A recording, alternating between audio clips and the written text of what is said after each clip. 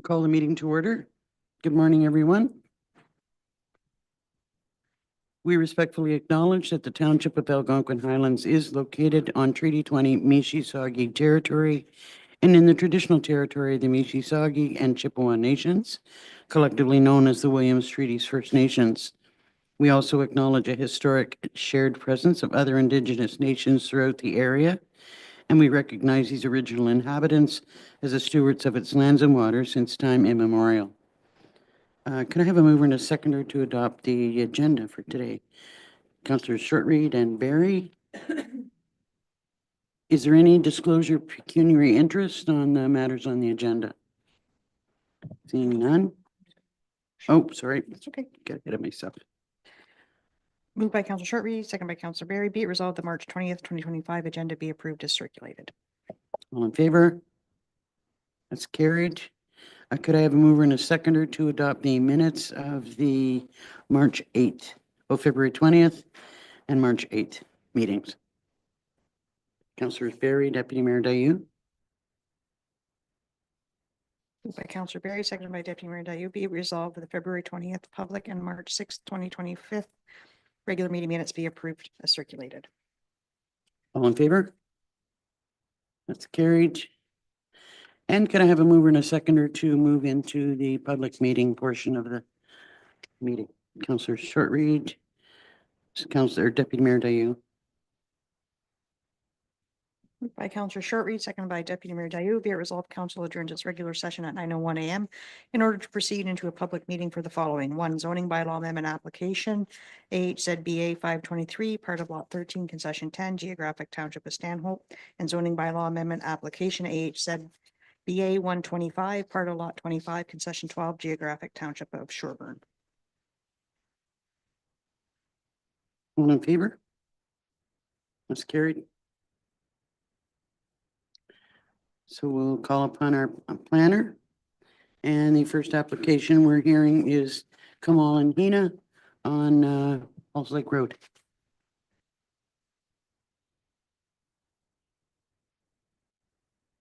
Morning, Mayor and Council. Thank you. This property is zoned Shoreline Residential 1 and designated waterfront under the official plan. The lands are approximately 0.5 acres in area with 23.04 meters of frontage on Halls Lake Road. Surrounding uses are generally shoreline residential and the lands are currently vacant. The applicants are proposing to construct a 1,941 square foot 2-story dwelling. Council at its regular meeting of July 20th, 2023 deferred this matter pending receipt of a drainage plan and environmental impact study, which has now been submitted and is attached to my report. The purpose and effect of the zoning bylaw amendment is to rezone the property from Shoreline Residential 1 to Shoreline Residential 1 with an exception in order to recognize deficient lot area and frontage and to permit the development of a single family dwelling with relief from table 2 of the zoning bylaw to reduce the minimum setback from the high water mark from 30 meters to 15 meters and the minimum front yard setback from 12 meters to 8.7 meters. The County of Haliburton did provide comments in opposition to the zoning amendment based on concerns related to the septic system details and the proximity of that to the water course.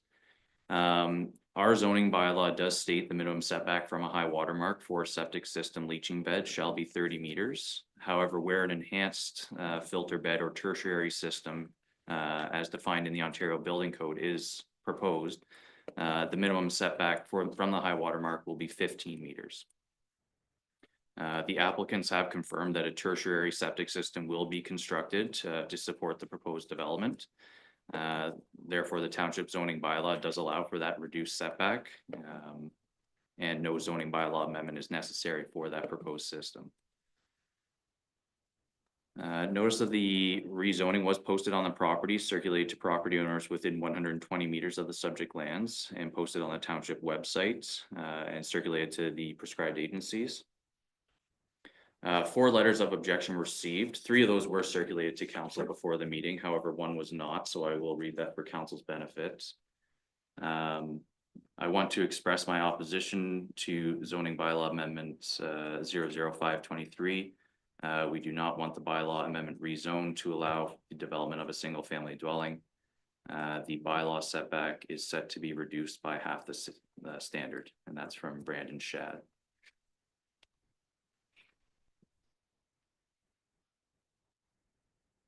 So in staff's original report, it was to support the proposal, but based on the comments that have been received, and we have reached out to the applicant, who's been reaching out to the gentleman that prepared the drainage plan. Staff are recommending deferral of the application, and would recommend peer review be completed of that report, just given the questions that have been raised with respect to the plan that has been submitted. So that's for council's consideration, and happy to answer any questions. Questions from council for our planner? Deputy Mayor Dayu? Thanks, Sean. I'm happy to hear about that on the drainage plan, particularly because I struggle to interpret it. I see arrows and I see numbers, but I have no way of knowing, is this good? Is this bad? Has something changed? So that level of interpretation from an expert would be really helpful to me. I wonder though, as we've got the matter before us, would you be able to comment now on the environmental impact study? I did see it was scoped for fish habitat, and yet there's shoreline there that would potentially be disrupted while construction is underway. When it comes to impacts on the creek and how drainage could increase flooding or whatever else, I'm just not sure. Are you confident that the environmental impact assessment adequately addressed those matters as well, given that it is primarily scoped for fish habitat? I don't have a significant concerns with the environmental impact study that was submitted. It is clearly stated in it that fill and disturbance of the property should be limited to where the development is taking place. And that's further reinforced by the county shoreline preservation bylaw. So there's no filling or alteration of the property permitted really outside of the building envelope that's being proposed, given the proximity to the creek. It's my understanding also in speaking to the applicant, there's no intent to fill the property.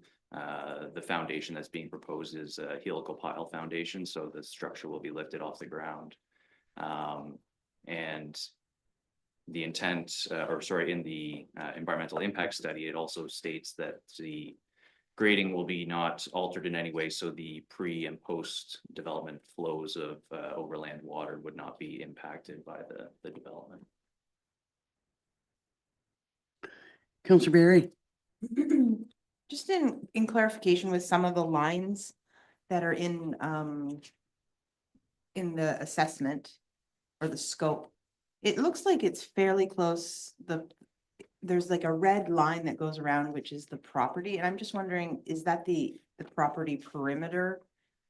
Because it looks like it's fairly close, not just to the wetland, but also to the fish habitat buffer. And I just wondered if that red sort of outline perimeter is the subject property boundaries. I'm looking at page 17 of 23. It's the map from the Ministry of Natural Resources. Is that correct? Yeah, so that's just identifying the property boundary. But it does the red Good. line indicate the property? Like, Yes, yeah, that's the boundaries of the property. okay, so it couldn't be set further away from the. There are some inconsistencies with the mapping with respect to the creek location. And I'm not 100% sure that this would be an accurate representation of the creek. I know there have been some issues with the ministry mapping in the past, but there are, on the drainage plan, it does show the creek going primarily through this lot and then going to the lands to the south of this property. Other questions for the planner? Councillor Shortreed? Just confirming, just from the letters, Halls Lake is not at capacity. Correct, yes, Thank Halls you. Lake is not at capacity. Any other questions for Sean? Okay, is the applicant here? Do you wish to speak to council? I'm sorry, if you wish, you have to speak into the microphone because people live stream, so they need to be able to hear you. Yes, yes. Actually, my English is not too good, so sorry for it if something is not understandable. Anyway, I just have some uh, uh, uh, reality-based figures, like as Dashan said, that the property is on helical piles. So is no digging, no pouring of concrete, is like something is you can put on the blocks. So, and the property area is almost 18,500 square feet. And the proposed dwelling, the floor area is 950 square feet, if you go with the single, not the double. So it's almost 5% of the property. So I don't think so. The 5% of the property will affect the environmental and other things, because water is going as it's flowed before, now it's flow now, because water can go under the houses without any problem. And this is the main thing. The economical benefits, approximately 25% get job with this property. When it start to build, 25 people of local people will get the jobs. Plus, the city get taxes, they get benefit. Plus, the property of the neighbor will raise as far as the price of concern. When the new property built in the area, always the neighbor property has gone up as far as the price is concerned. Obviously, it should be built, but not on the cost of environmental effect. I am from Toronto, and I know I come here because I love Halls Lake, and I am struggling to get the permit since last 3 years, because I love and I want to live here with my kids in summer. So I know the benefits and importance of our environmental things. It's not like I love it, that's why I come from the city in here. This is the main thing, and like all the economical growth come with this, like material we buy from here, we get job, the contractor get jobs. So I think this is a good step to get, and nowadays everywhere, price go up with land is there, but the home is not there. So if more home, less price for the people to live. Thank you. Any questions for the applicant?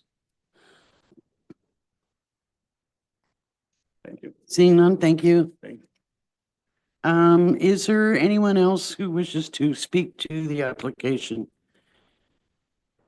Present. If you'd like to come forward and state your name.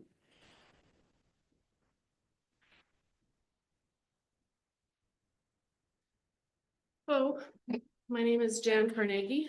I am a resident of Halls Lake on Halls Lake Road. I would like to register my objection to this development on a couple of different matters. Having a house there is not an issue. The biggest issue that I see is the filling in of the wetland area.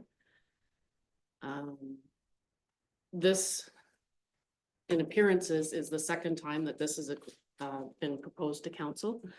In actuality, it's the third time that an application has been put forward. The first application, we objected to it for a variety of reasons, and people can go back and look at that. But the second application was pulled from the agenda. And I don't see that all of the issues that were identified in the second application have been addressed. Namely, the biggest thing is the effect of this development on neighboring properties. The neighboring properties have a habit of being flooded. Currently, the water level is a lot higher. We talk about setbacks from high water marks on the lake. It's easy to see a high water mark. Those are documented.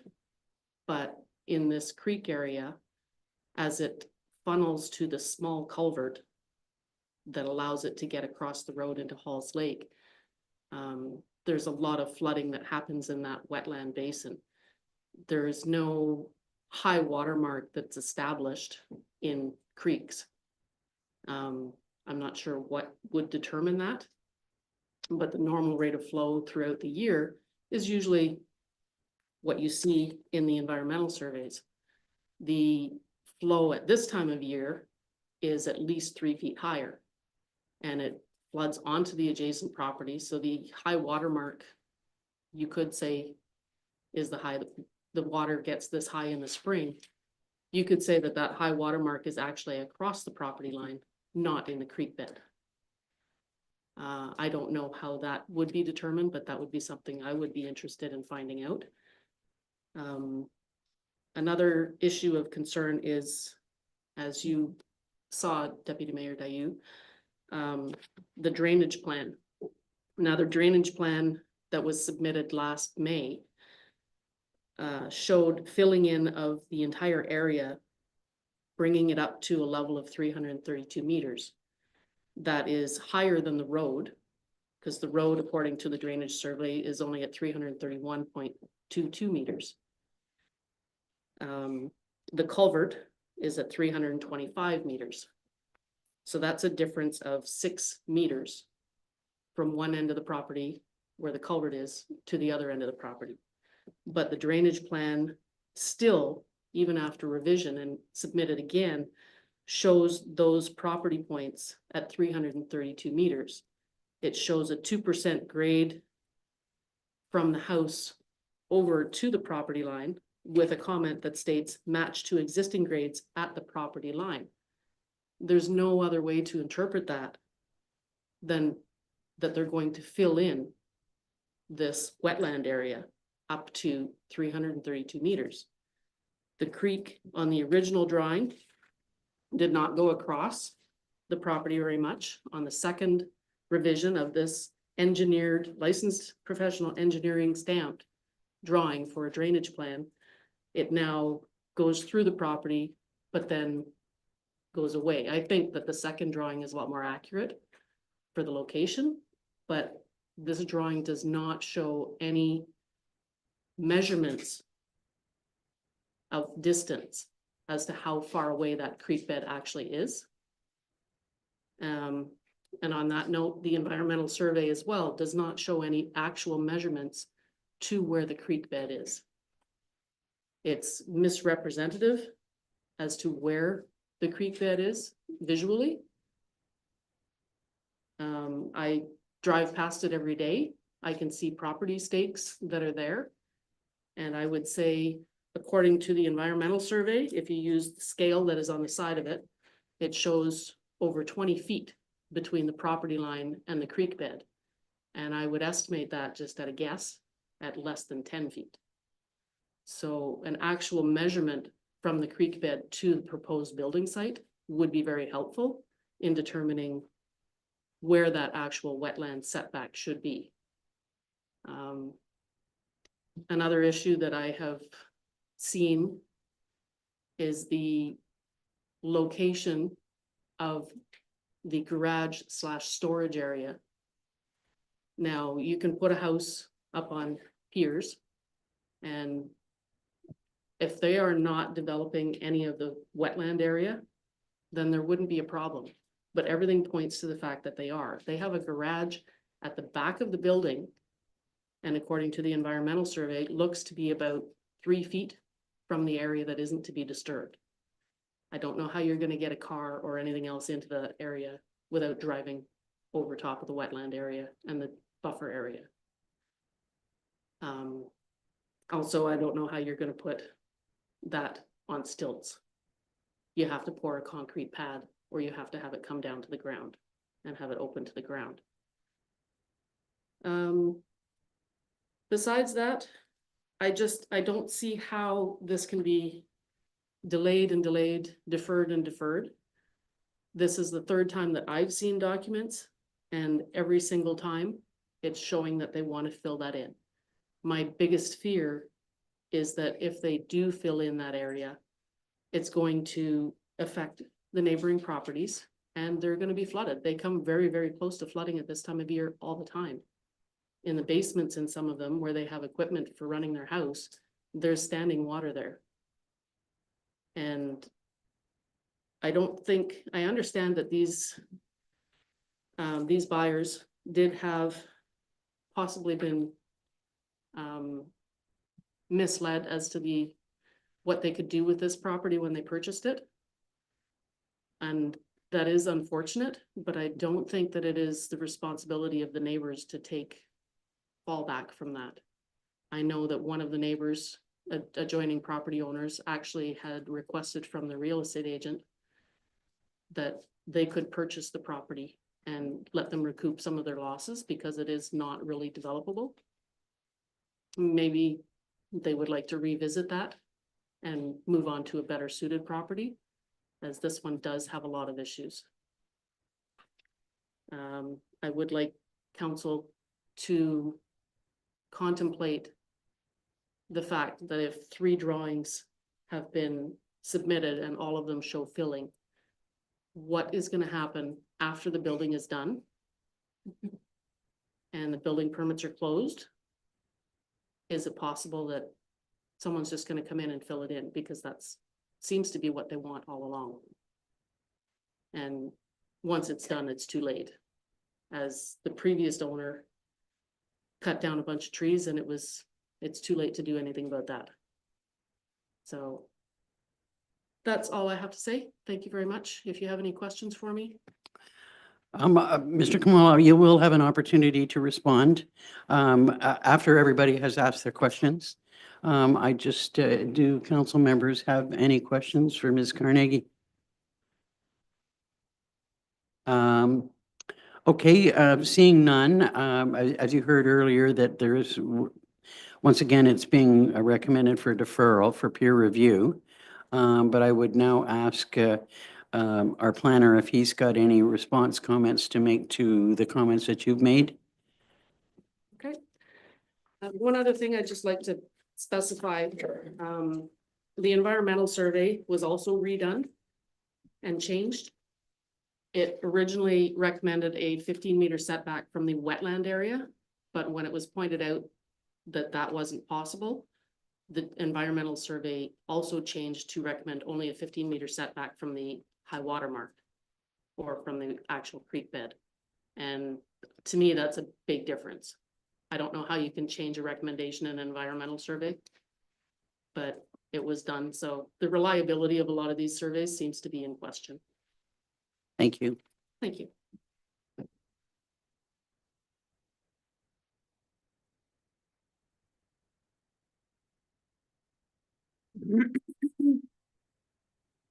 Any comments that you've got to make to the comments that Ms. Carnegie has made?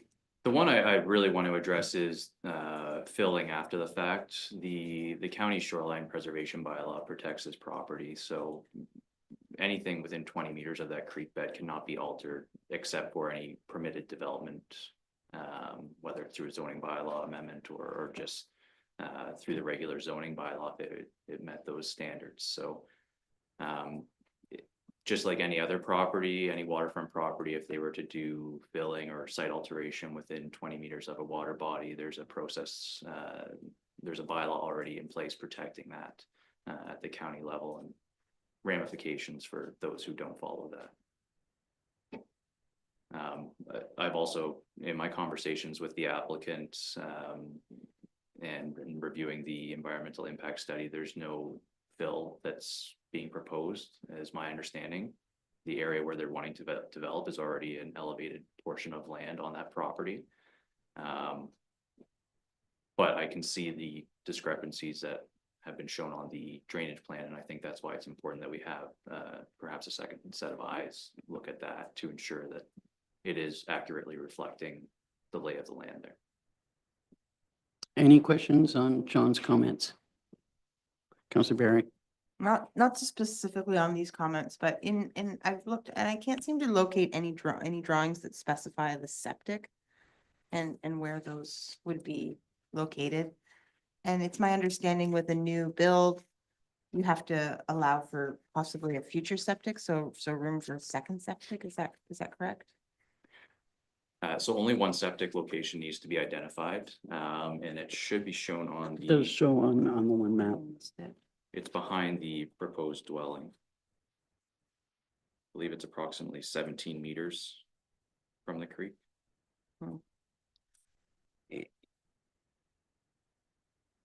Any other questions for Sean? Okay, thank you, sir.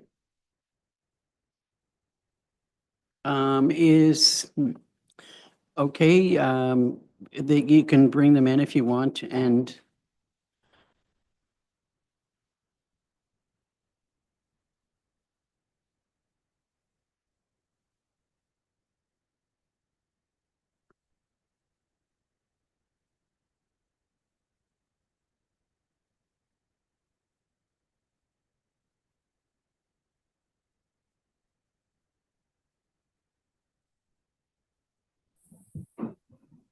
good morning, can you hear us?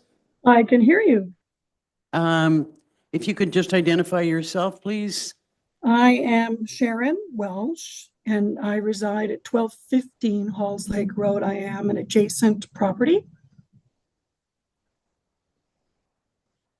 And if you'd like to go ahead with your comments. Yes, like most of you in the room, I'm struggling with the inconsistencies among the three plans, the building plans, the drainage plan, and the environmental study. I sent to everybody on council, including you, Ms. Danielson, the elevation survey that I had conducted on my property, I don't know, 3 or 4 years ago. It is dated, it is signed. It will show the elevation and the location of the culvert, the creek bed, the property line, and beyond the property line. What I'm struggling with the most here is the drainage plan that was submitted along with these applications. The drainage plan suggests quite specifically that they are to fill to the existing grades of 332 meters. So on the east side of the property, their plan says it's 332. My elevation survey says at the property line, it's only 326. The difference here is 6 meters, which is almost 20 feet of fill in depth to the property line. That's what I read on the drainage plan. It's got an arrow and it's very specific. It says, match to existing grades at the property line. It's got it on both sides. So I'm not sure, as an adjacent property owner, what 20 feet depth of fill is going to look like, or how it's going to function, how it's going to be retained. I've sent you all some very current pictures. I have sent pictures in the past of the flooding in this entire basin. I just really struggling with if this is going to be filled, and I'm getting contradicting stories. Is it getting filled or is it not? The drainage plan says it is. So is it or is it not? And if it's not, then this, the drainage plan doesn't make any sense. So I guess it's going to require, like Sean says, another many pairs of eyes to monitor and to watch and to make sure that, that buffer zone in the environmental assessment isn't filled in, because that was very clear that assessment, it's a green light as long as you follow the assessment. But the drainage plan does not follow the assessment. The house that's proposed is quite lovely. It's not it's a lovely building. It would be very pretty. It's just, the water is just really got us all really concerned, especially me, because I'm right next to that creek bed. And like Jan Carnegie said earlier, where is the high water mark in March? Because it's going to be very different from when, these folks have done all their studies, the end of August, late in October. We all know there's very little runoff in August and October. The lake itself has dropped by 4 feet. The entire water table has dropped by 4 feet. So those studies are not representative of what's really going on this property. I think we need to be more careful here. This is going to be potentially a very big negative impact on any adjacent property, particularly mine and the one in behind. So those are the biggest issues that I have. We need clarity, and these plans, they need to be consistent, and they're just not. And I'm not going to be comfortable with it until I have a very clear view of what this looks like, how it works, and how it's going to affect other property owners. So that's it for me. Thank you. Thank you. Any questions for Ms. Welsh? Any comment that you have that you'd like to make, Sean? Okay, I mean, if you'd like to have an opportunity to address some of the comments, if you can, if you'd like to come forward. I'm not talking about the drainage plan. I can surely discuss with my drainage engineer and review it and address all the objections what we heard here. And just only I want to clear one thing. And the lady told here, and the garage the garage was in the old dwelling plan. Now there's no garage and no driveway going to the back of the house. So the back is only is the room. The last part of the house, which was before a driveway which go on from the left side of the dwelling and go right. No, it is not exist right now. The garage, we omit the garage, so there's no garage in the property. Just only front, whatever the city allow, ash driveway or just whatever. So we make just in the front of the house. So there's no garage, Okay. no concrete, no base, nothing. Thanks. Thank you. Is there anyone else who wishes to speak to the application that's online?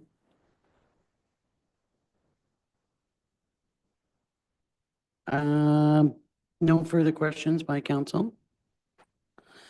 Okay, so I'm hearing a recommendation of deferral to look at the drainage specifically. So could I have a mover and a seconder to, outside, okay.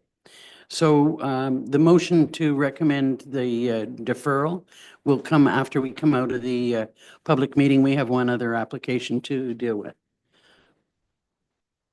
And that would be a McCoy in the Township of Sherburne.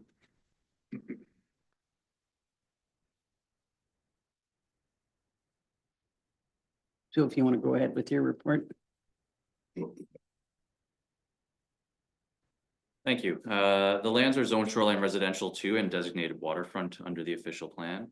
The lands are approximately 0.77 acres in area with 42.67 meters of frontage on Quagma Lake. Surrounding uses are generally shoreline residential and crown land. And the lands are currently developed with a dwelling, a shed, detached garage, gazebo, and a boatport. The applicants are proposing to demolish the existing 998 square foot single-story dwelling and construct a new 2,730 square foot two-story dwelling. The purpose and effect of the zoning bylaw amendment is to rezone the lands from shoreline residential two to shoreline residential two with an exception. To permit the redevelopment and expansion of a legal non-complying dwelling. The proposed exceptions are to permit relief from section 4.14.95 of the zoning bylaw to increase the maximum gross floor area permitted from 60% to 174%. And again, from the same section 4.14.95 to increase the maximum height increase permitted from 60% to 78.2%. The proposed dwelling will be constructed in the same general footprint of the existing dwelling, and it will be 1.37 meters closer to the high water mark than the existing dwelling. Existing site infrastructure, including the driveway and septic system, along with lot dimensions, do limit the available building location for the proposed dwelling that would comply with the zoning bylaw requirements. Notice of the rezoning was posted on the property, circulated to property owners within 120 meters of the subject lands and posted on the township website, as well as to all prescribed agencies. No written objections have been received to date, and the county did provide comments in support of the application. And it's recommended that council approve the proposed zoning bylaw amendment as circulated.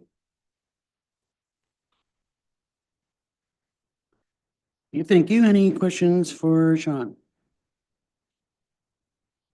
Seeing none, is there any member of the public who wishes to speak to this application or the applicant themselves? Is there anyone online? Okay, thank you. Thank you.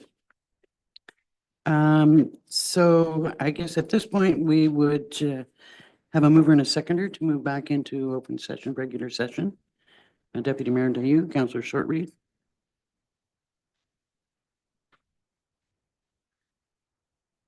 So we have a resolution to receive the report and recommend deferral. We're just gonna- Yeah, and then table. Okay, I thought we just did that. Getting ahead of myself. Pardon me. Okay.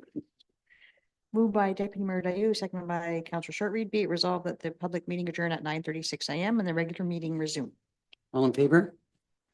That's carried. Okay, so now a mover and a seconder to recommend deferral on the first application and receive the report. Deputy Mayor Dayu, Councillor Barry.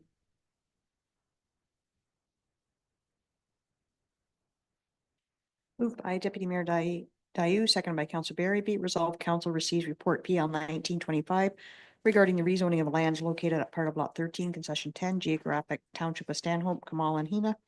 And that council defer the application and that council directs the scope environmental impact study prepared by Sumac Environmental Consulting and the lot grading and drainage plan be peer reviewed in accordance with the township's official plan. All in favor? That's carried. And a mover and a seconder then to receive the McCoy application and recommend approval. Councillor Shortreed and Deputy Mayor Dayu. Moved by Councillor Shortreed, seconded by Deputy Mayor Dayu. Be it resolved that council receives planning report PL 2025 regarding the rezoning of lands located at part of lot 25, concession 12, geographic township of Sherburne, McCoy, and the council directs a bylaw be brought forward for consideration. All in favor? So the bylaw portion will be towards the end of the meeting. So could I have a mover and a seconder then to come, oh, we've done that. So I guess we move on to delegations. Mr. Scriver? Is Mr. Scriver here?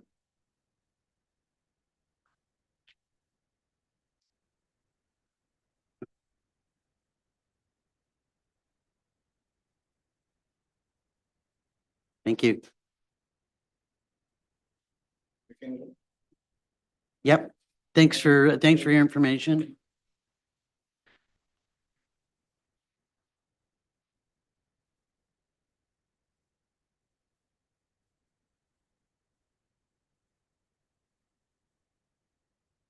If Mr. Scriver is, oh, I thought he was going to be here in person.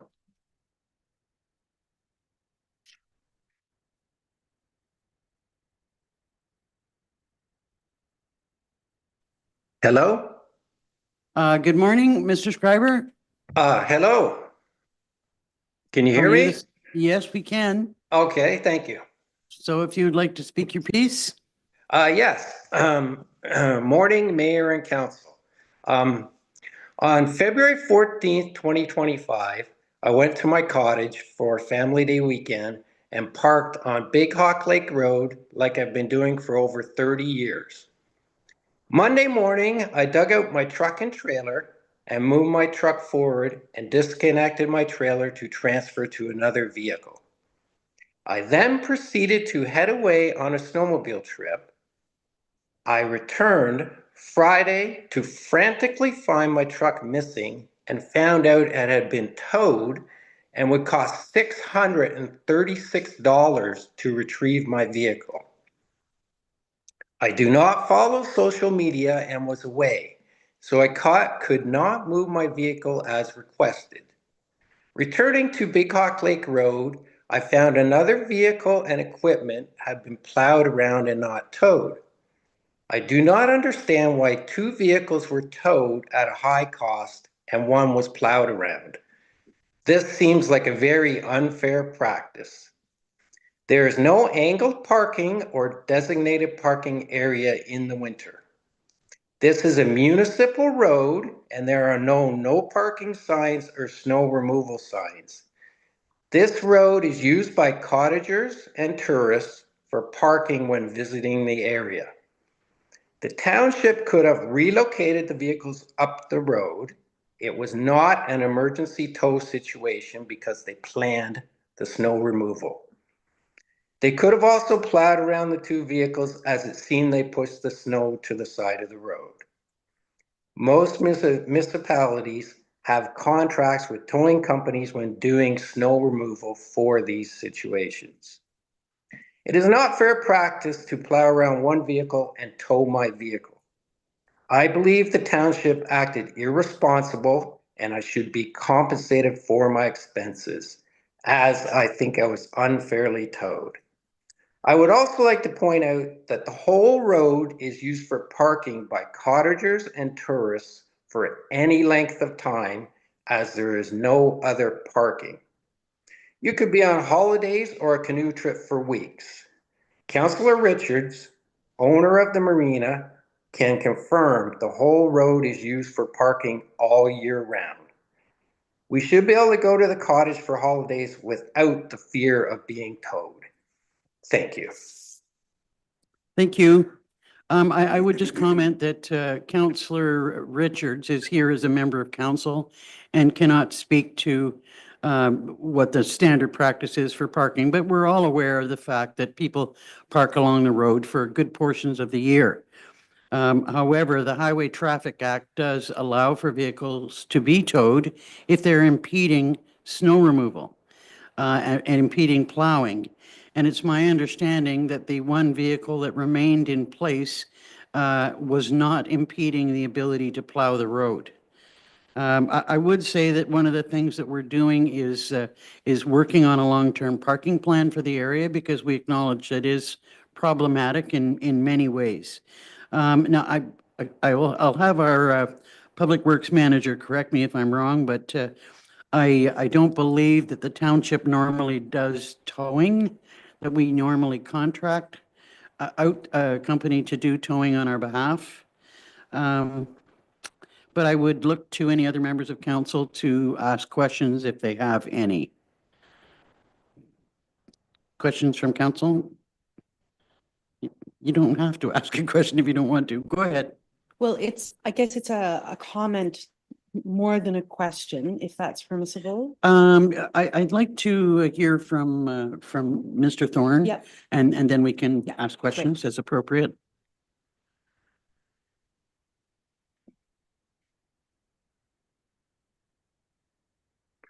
Okay, if Greg would come up as well as our manager of bylaw enforcement, so that you can tag team with responses.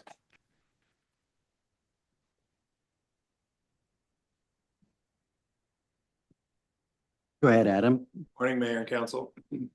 So to, I guess, answer the question is that typically, no, we don't have means of towing vehicles ourselves. We just contract that out to a local tow company. Mr. Moore, is there any comment that you'd like to make about the circumstances? Only that you had already spoke to that portion of it, that the car that was left was not on the travel portion of the road. The two that were towed were, and they were the only two that were on the travel portion. That was in fact impeding snow removal operations. Okay, any questions then or comments from council? And go for it. Could I just make a few more comments? We'll give you an opportunity to, once council have asked their questions. Okay, thank you. I can turn my comment into a question, actually. Could you speak to the reason why the township doesn't, I'll use the word arbitrarily, tow a vehicle from one part of the road to another part of the road, and arbitrarily for a good reason, but to choose to do that and to choose the new location of the vehicle rather than having a company come in and do it professionally. Could you just speak to the rationale behind that? Yeah, certainly. The number one reason would be insurance. We don't have the capability to tow, so we would have to engage in a towing company to do that. And the other portion of it would be, how would the towing company get paid, as we're not able to ascertain the ownership of the vehicle through MTO regulations. We just can't run a plate just because. So those are the two reasons. The other, like the first reason, insurance. If we relocated a vehicle, there would be an obligation for us to make sure it's safe as it was in the original position. So. Any other additional information that either one of you would like to provide? Go ahead, Adam. Oh, Yeah, I'll go first. I just want to provide some clarification on, this is sort of an unprecedented circumstance. It's not something that we do on a regular basis. Given the amount of snow that we had around that amount of time, and Adam can speak to this, we had a really, really busy family day weekend. A tandem truck couldn't even get down the road. And so the vehicles that were left, I believe they were tagged on Tuesday after the family day weekend, and then they weren't towed, the last two weren't towed until Thursday. And so that was in order to get the road cleared. And the Highway Traffic Act, I'll remind council that the Highway Traffic Act says that vehicles shall not impede snow removal. So thank you. just wanted to provide that Thanks. context. Adam. So from on our perspective of it, we certainly don't want to tow if we don't have to. We certainly don't look for it. But in this case here, unfortunately, the piece of equipment that operates in that area is a tandem plow truck. So it's equipped with a plow and a wing. Unfortunately, due to the snowfall and the way the vehicles were parked, the tandem truck could not get through there to plow the road. So on February 16th, the tandem was able to plow, but without the wing. It was only allowed to use the plow in the front to do it. On the 17th, it couldn't. We couldn't get through there after the snowfall. So a second vehicle had to be brought up and plow that area. So that would be our go-to for what would instigate a conversation with the bylaw to have vehicles moved. Similar situations take place on North Shore Road that council is aware of, where people stop and fish and they block the road and they make it impassable for our plow equipment there as well. So this isn't uncommon to tow a vehicle, but it's very unique situation where we try and avoid. Unfortunately, this time we couldn't. And were there vehicles, there have been vehicles plowed for that reason on North Shore Road as well? Towed? Yes, that's And correct. ticketed. Yes, this year alone, Greg can speak to it better than I can probably, but certainly we have numerous occasions towed over the last couple of years. Yeah. Deputy Mayor Dayu. Could one of our staff members maybe speak to the question of the emergency fee that has been referred to, an additional charge added onto the tow? Go ahead. As council will see from the request that's further on in the agenda, their invoice was attached. And it's certainly not something that we issued. It's an invoice from the towing company. And you'll see on there that there is no emergency amount included in the invoice. I honestly am not sure where, it's obviously a mistake or a miscommunication, but none of that came from the township. Mr. Scriber. Yes, I'd just like to say about that bit that you just commented on the emergency tow. If you do look at the bill, there is 2 charges. One is $250 and one is $223. I was told by the towing company that the one charge is what they call an emergency tow because the township said it was an emergency and it needed to be towed.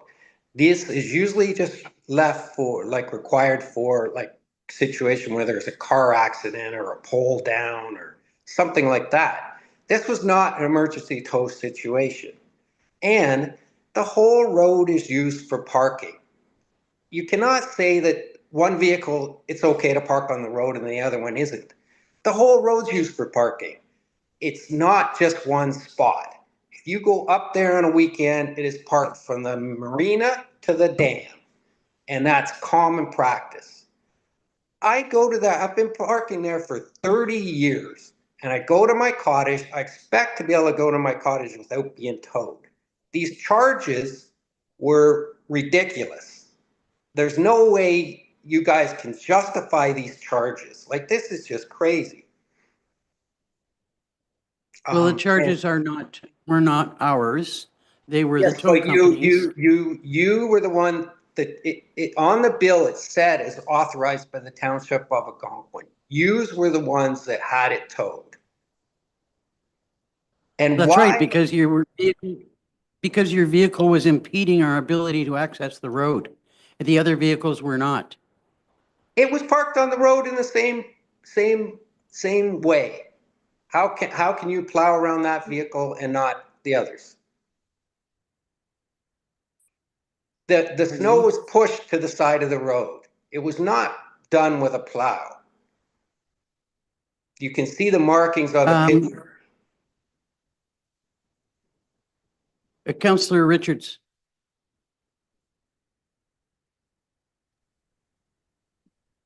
Councillor Richards. Sorry, can you hear me?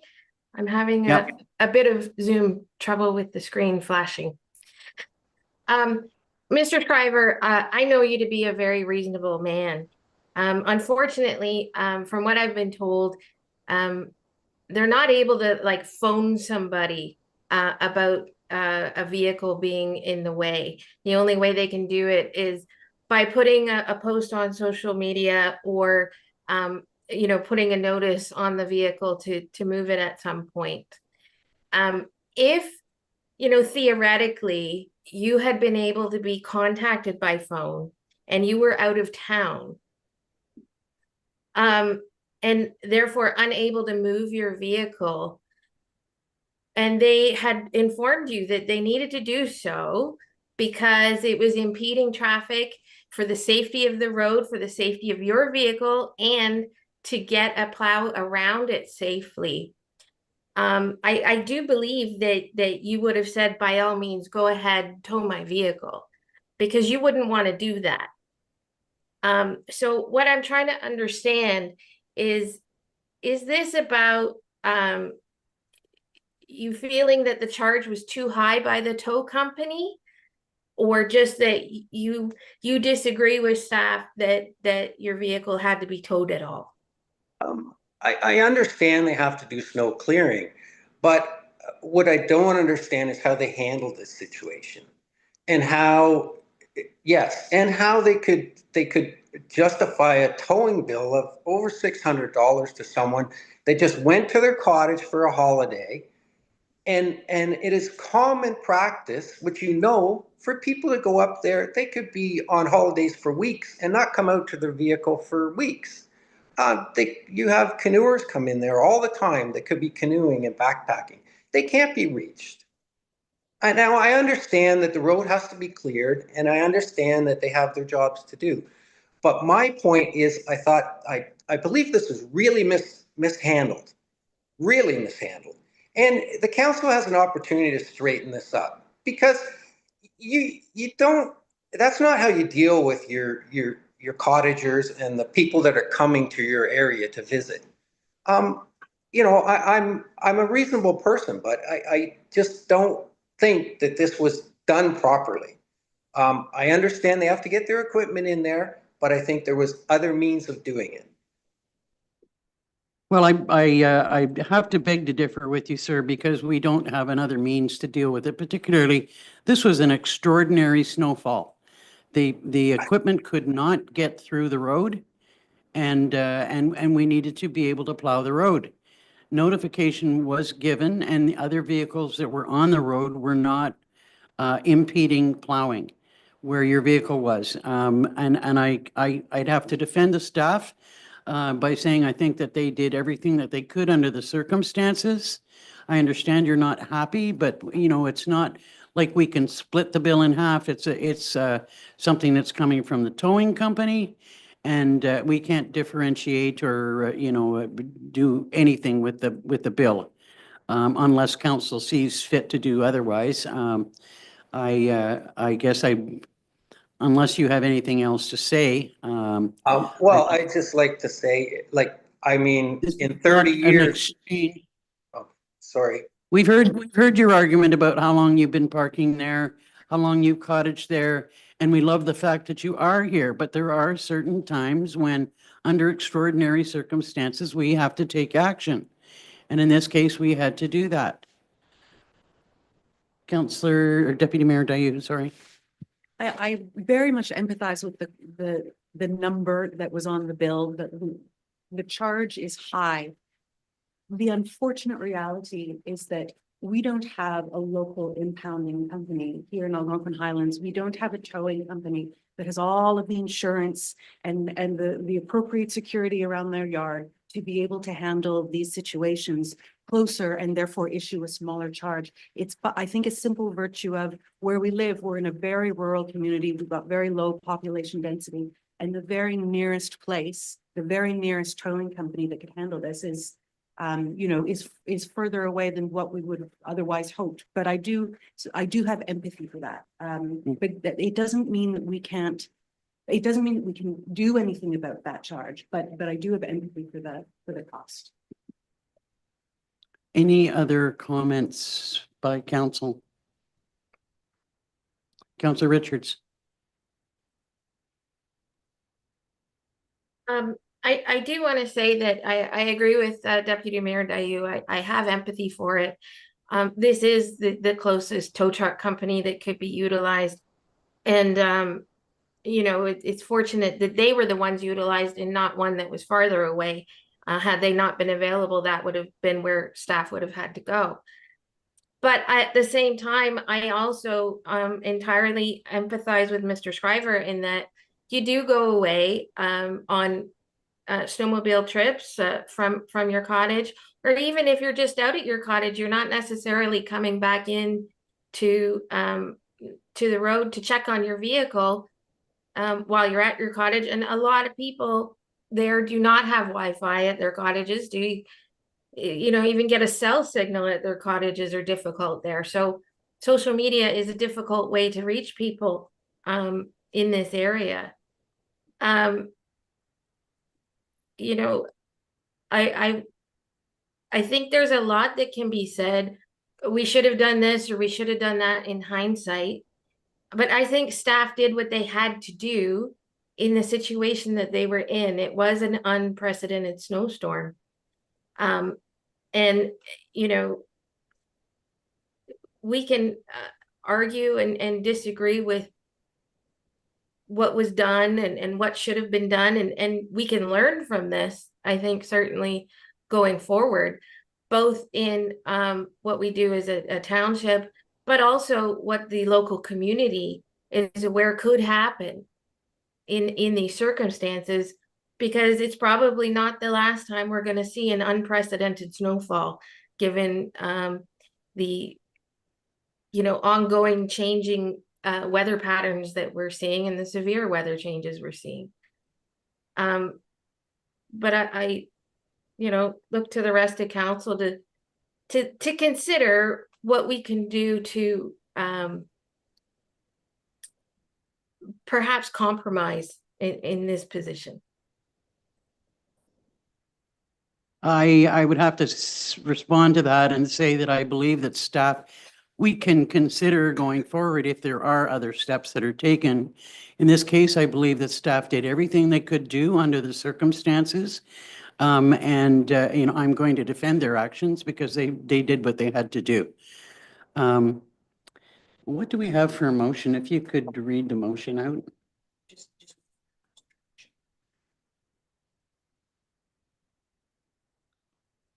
Okay, well, I think, would somebody like to put forward a motion? I would have expected something. Yeah, go ahead. Unfortunately, I think denying the request is the way forward that I see. It isn't through lack of empathy, but I do believe staff did everything in their power with the tools they have to resolve that situation. And if I were to take this situation and put it into downtown Montreal, for example, there's no way that this city would be having the bill on a tow company so that someone could get through and plow the road in downtown Montreal. So, this is a fairly typical scenario. It's unfortunate, but it's typical. So I would respectfully move that we deny the request. Can I have a seconder for that? Councillor Shortreed?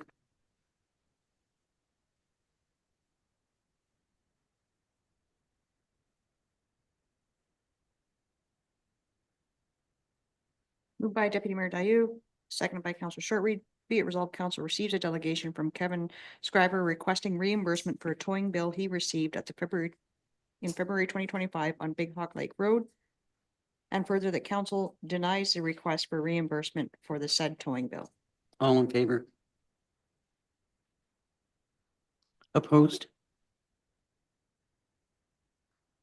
Carried. Thank you for bringing this to our attention, Mr. Scriber. We do, I think you're hearing from all of us that this is a challenging circumstance. It was a challenging snowfall and on another time, it might not be a problem for you, but I can't see how we can set a precedent. So I thank you for coming and giving us your delegation. Okay, thank you. I will, I'm not happy with what happened, but I'll see if I can pursue it any further, but thank you for listening to me. Thank you, sir.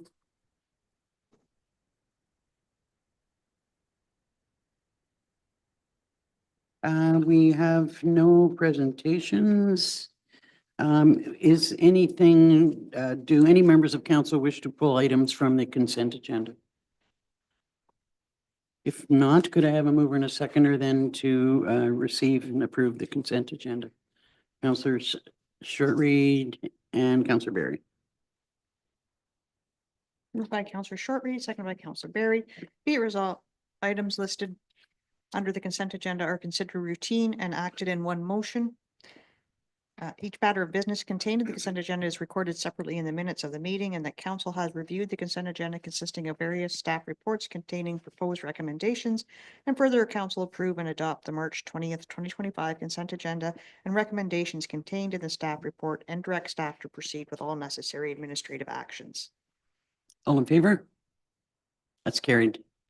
I think we'll take a 15-minute break because I think our next discussion might be take a little bit of time. So thank you, gentlemen.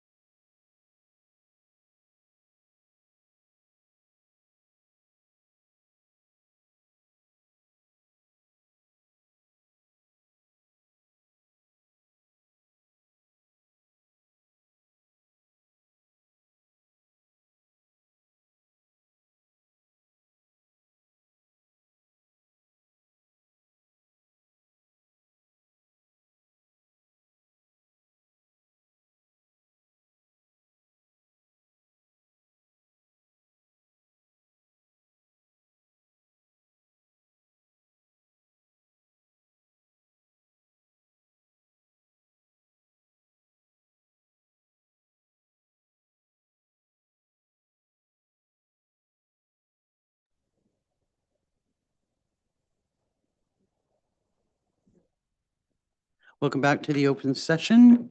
Next up on the agenda is building and bylaw enforcement.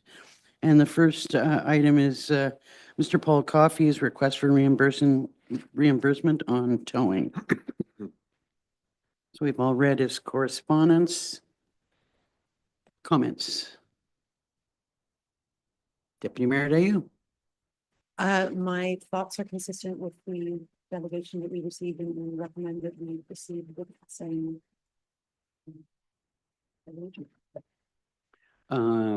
Okay, and there's absolutely no difference between the managing or handling of the two cases. Any other comments? Could I have a mover and a seconder then to that effect? Councillor Berry, Councillor Shortreed. Moved by Councillor Berry, second by Councillor Shortreed. Be it resolved, Council receives correspondence from Paul Coffey requesting reimbursement for a towing bill he received in February 2025 on Big Hawk Lake Road, and further that Council denies the request for reimbursement for the said towing bill. All in favor? Against? Carried. Thanks, Adam. You're welcome. Thank you. Next up is the Administrative Monetary Penalty System, otherwise known as AMPS, and shall be referred to as AMPS forevermore. Welcome. I understand you've been the lead on this. Ms. Gloves. Good morning. Thank you. Give me a moment here. As I'm sure everyone's aware, there's quite a few documents.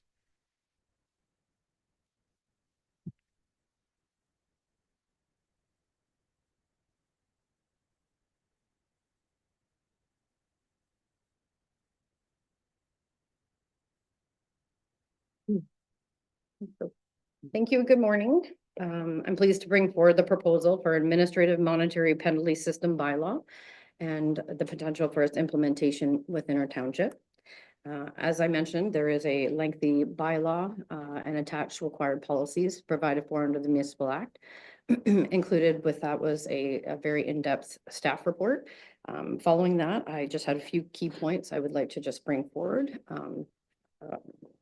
if that's okay. No means. So yes, the administrative monetary penalty system, furthermore referred to as AMPS, has demonstrated success for well over a decade now. AMPS is being utilized by many municipalities within Ontario, but also in many provincial and federal sectors as well. AMPS offers municipalities a streamlined court-free alternative for addressing bylaw infractions while providing a local and accessible dispute resolution system. It allows for monetary penalties to be imposed without court hearings, simplifying the process for residents. Individuals can opt to pay penalties within a set time or dispute them through a screening and or hearing process. Some key features to touch would be that it provides for flexibility, escalating fines for repeat offenders, and recovery of administrative and enforcement costs, thereby reducing the burden on the tax base. Fairness.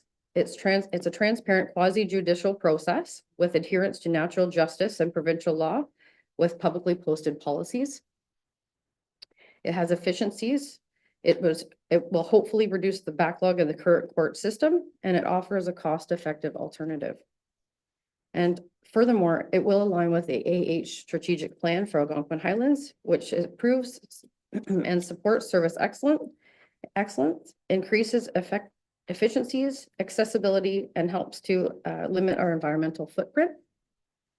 Departmental operations will remain status quo. We will continue to utilize the principles of the 3 E's, so the education, encouragement, and enforcement. AMPS penalties are another tool for officers to use for non-compliance and or repeat offenders prior to compelling contraveners to the provincial court and will cost no more than traditional fines. AMPS positions the municipality with a better way to handle bylaw violations, improving enforcement efficiency, and fostering trust between local government and residents. And in closing, I'm happy to attempt to answer any questions that the council may have. For myself, I just wanted to comment for those who are listening to our live stream that this does not create any new enforcement laws, that all of these bylaws that are impacted by the new system are already in place. And I don't believe that, other than how it's administered, there's no change whatsoever, You are correct? correct. The other question that I had was, do any other municipalities in the county use the system or are planning on putting the system in place? Do you know? Specifically speaking for the county of Haliburton, I'm not aware. If Algonquin Highlands were to implement this system, we would be the first. Our partner of Dorset, being the Lake of Bays Township, does have the administrative monetary penalty system in effect, as well as all the District of Muskoka lower tiers have employed the AMPS program, including various, like I said before, sectors between provincial and federal. Including potentially Building Code Act, Fire Code Act, Environmental Protection Act. It's sort of moving towards that realm. Okay, thank you. So we'll go to questions from council. Councillor Berry. I have a couple questions. I guess it says in the report that it's cost effective, but there's also going to be the additional cost probably of a paralegal. And I just wonder if there's an additional cost by doing this. I mean, we've seen in the budget just the additional ongoing increases in software and that type of thing. So I just wondered if there's going to be an increase in staff, contracts, or software. Thank you. Through you, Mayor. At this point in time, screening officers would generally be chosen through staff, so there would be no additional cost there. Hearing officers would be basically like a contracted position, which in turn we have, I believe it's Appendix C, that there'll be cost recovery for the hearing officers should someone choose to pursue that avenue. So it would be a cost recovery basis. And as far as some administering cost at the beginning, we foresee similar things like ticket books. We would require AMPS sort of like penalty notices that we would be issuing. So there might be a few, $100 here and there, but it's not anticipated to truly affect the bottom line. And the flip side of this is it allows for dispute resolution here in office or via Zoom. So if there's anyone from out of town, the burden to potentially have to drive to Lindsay Court, have representation on their side, have representation on our side. You're looking for the average parking ticket of, say, a $30 fine could take you in the POA court up to, a few $1,000s against not only the township, but the contravener would have to pay that as well. Potentially. At the mention, and I'm sure you're not maybe quite finished, but with respect to the paralegal or the person to handle the appeals, I just has there been someone identified, or I was just thinking it would be nice if we could see if there's a paralegal in town and or somebody reasonably local. It's not going to cost the full fee of say a lawyer. Because that was one of the, I think there were a list of candidates that we could use. So have we made any move in regards to that? Well, we've not selected anyone. However, I have done some preliminary legwork. I have reached out to, like I mentioned, the District of Muskoka. They actually use a shared services with a paralegal from Bracebridge. So we could potentially opt in for something like that. Something else that recently came to light is if another municipality chose, we could maybe use their local hearing officer for us as well and do a shared service agreement potentially. If another lower tier municipality in the county of Haliburton were to take that on, we could potentially be a screener for them and vice versa. But hearing officers would be an impartial third party that has to have some background, and the act states that, to make sure that we're following natural laws of justice and the Statutory Powers and Procedure Act, provincial legislation. Okay, other questions? Councillor Berry. Would And then there- Councillor Richardson, sorry. As we would be doing the proceedings of any appeals, would there be additional need for legal training, that type of thing for staff? Like would this would be new duties as assigned, or is this already existing workload?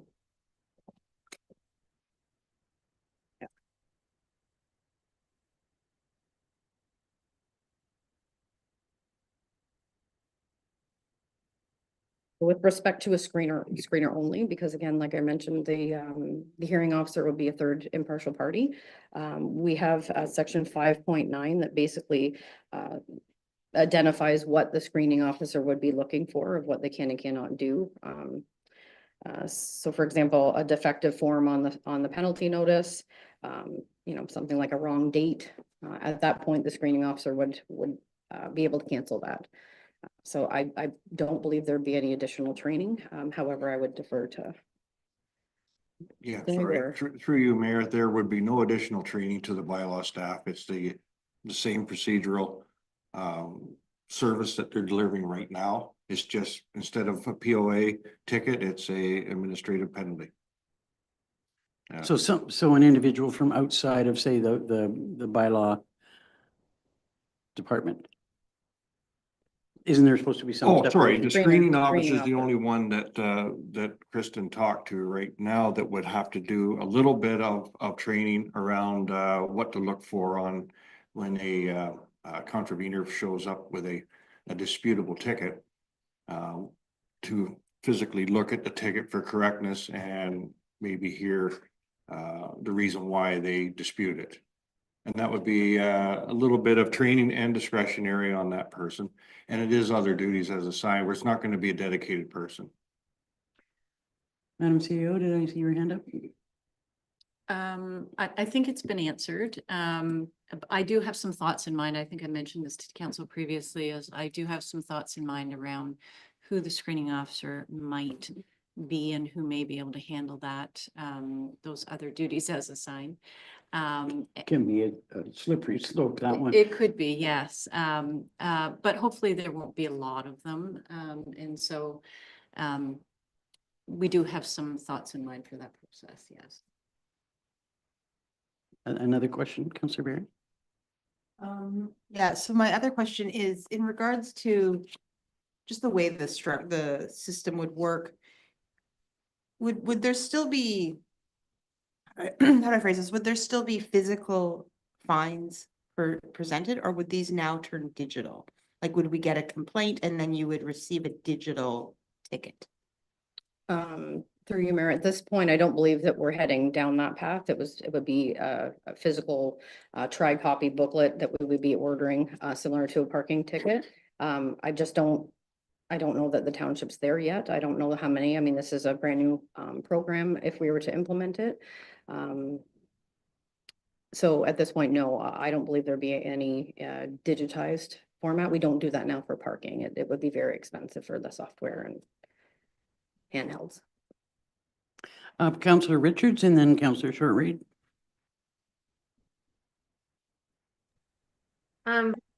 Yeah, I've worked with AMPS a long time, like in other areas.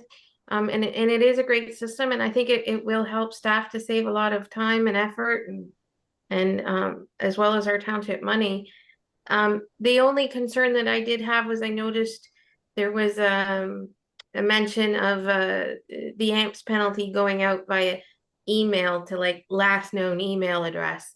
And I think that from a business perspective, that's one thing, but on a personal level, you know, people change their email addresses all the time. I'm not sure how, you know, reliable personal email addresses can be. And with all the scams out there, I feel like if I got one through a personal email, I think it was fraudulent. So I think a hard copy is how I'd like to see that continue, and not go to the email, even though I know a lot of people like to see paperless. It's just, it's a little scary and unreliable, I think, for moving forward at this time. Thank you. Councillor Short-Reed. I'm just wondering, for prospective reasons, how many tickets do you actually issue on average a month? And then what percentage of those tickets actually are disputed? That's a very good Just question. ballpark, just a ballpark. There's not a lot of ticket activity to, you know, like at present, and there hasn't been any disputes that I'm aware of. I know one in particular, a couple years back, that I wrote for a dog at large, and it became known to me after the fact that the contravenor actually attended court in Lindsay to the clerk and pleaded their case and got the fine reduced. And I found out about it after the fact, so that's the only one that I know of that was disputed, besides what we heard today, but that wasn't tickets. Any other questions? Deputy Mayor Dayu? So in your report on the financial section, you've explained quite clearly, we should anticipate changes here and provisionally here and possibly there. We don't know yet. All great. But at the end of the day, do you see, for example, the penalties themselves going up to individual members of the public in order to cover the costs of this system? Will there be any change beyond the potential $250 additional fee for specific circumstances? Will this increase the amount charged to the members of the public through penalties? Through you, Madam Mayor, at this point, I would anticipate no. I believe we've done a thorough deep dive of what our cost recovery might be, and therefore, again, with the ballpark from what a hearing officer may cost the township, as well as the officer's time and so forth. I think we've captured that quite well. And I guess just moving forward, going back to the conversation, but the bylaw itself is drafted of regulatory based off the municipal act. So the bylaw itself, if adopted, wouldn't require amendments for future bylaws. We would just be amending the schedules and including future bylaws to that. So this would be like a solid document, and the other documents would be the living documents, including policies. Should we require some changes, the bylaw states that the director or their designate shall make those changes to make sure that we're doing the best we can for the township as well as the ratepayers and contraveners. Any other questions, Councillor Berry? In the bylaw, under section 8.4, it says that fees could be notified, we could be notifying the Ministry of Transportation in regards to like parking tickets and that. Is that a practice that we're already doing? Yes. Okay, thank you. Any other questions or comments? Okay, I guess we need to move in a seconder to receive the report at this point in time. And to bring the bylaw forward. Councillor Short reading. Oh, you're moving it. Okay, seconded by Deputy Mayor Dayu.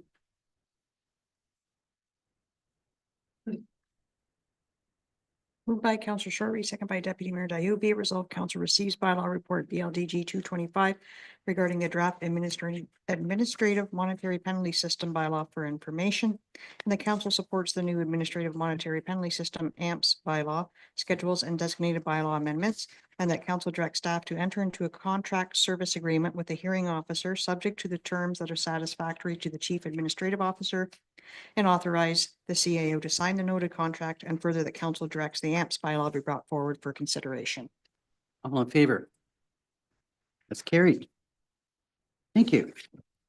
So next is your February monthly activities. Yes, thank you, council. Unfortunately, it was a light month on the building permit side. We had 2 permits, $1,300 in fees and $50,000 in construction value. But on a positive note, I've realized a pickup in the past couple of weeks. So, And I suspect that will be ever increasing. I believe so. So next month should be a lot better monthly report. Any questions? Could I have a mover and a seconder then to receive the monthly activity report? Councillor Short read, Councillor Berry.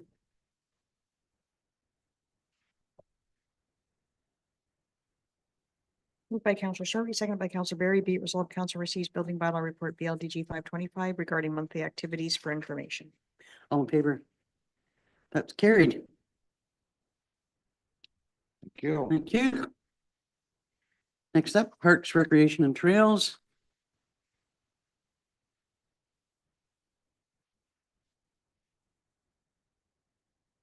Morning, Mr. Card. So first is your monthly activity report. Yes, thank you. Here we are at another change of seasons. Right now, we're doing our seasonal hiring process and currently do have a number of opportunities available, as there are in other departments in the township. Good.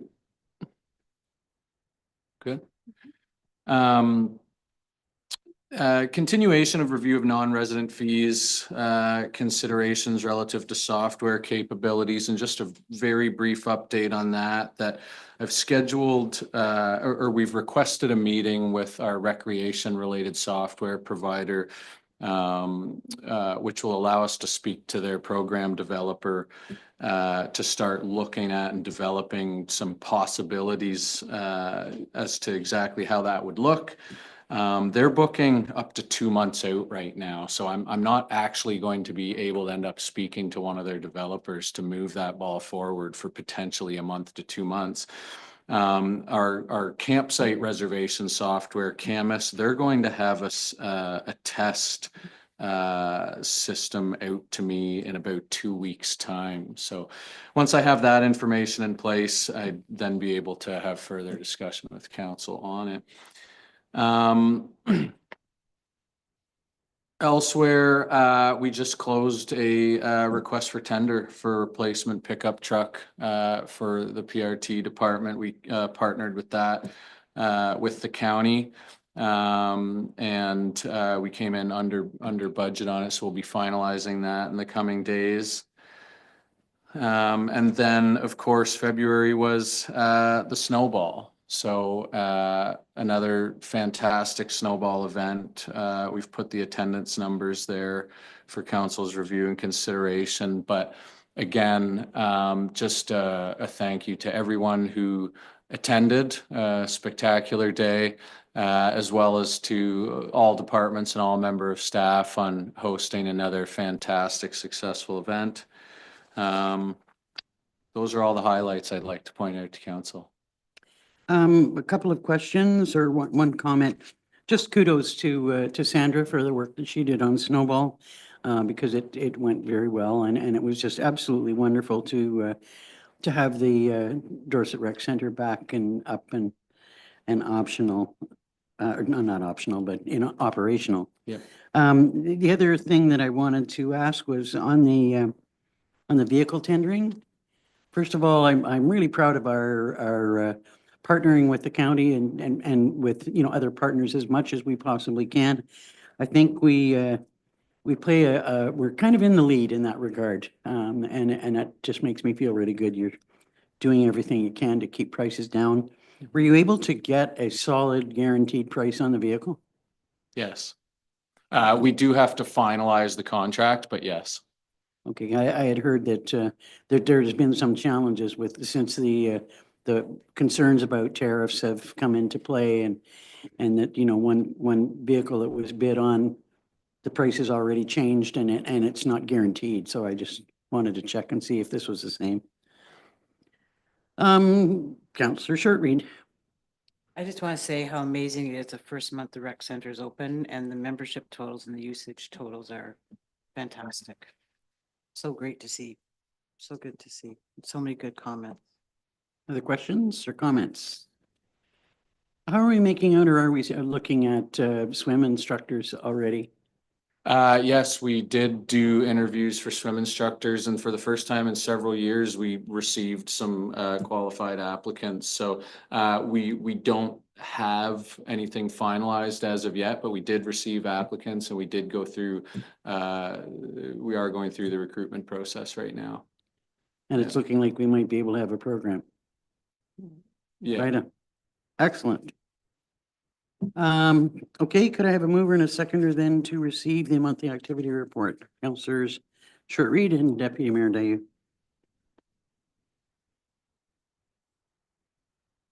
Moved by Counselor Short Reed, seconded by Deputy Mayor Dyou. Be it resolved, council receives Park Recreation Trails Report PRT 325 regarding monthly activities for information.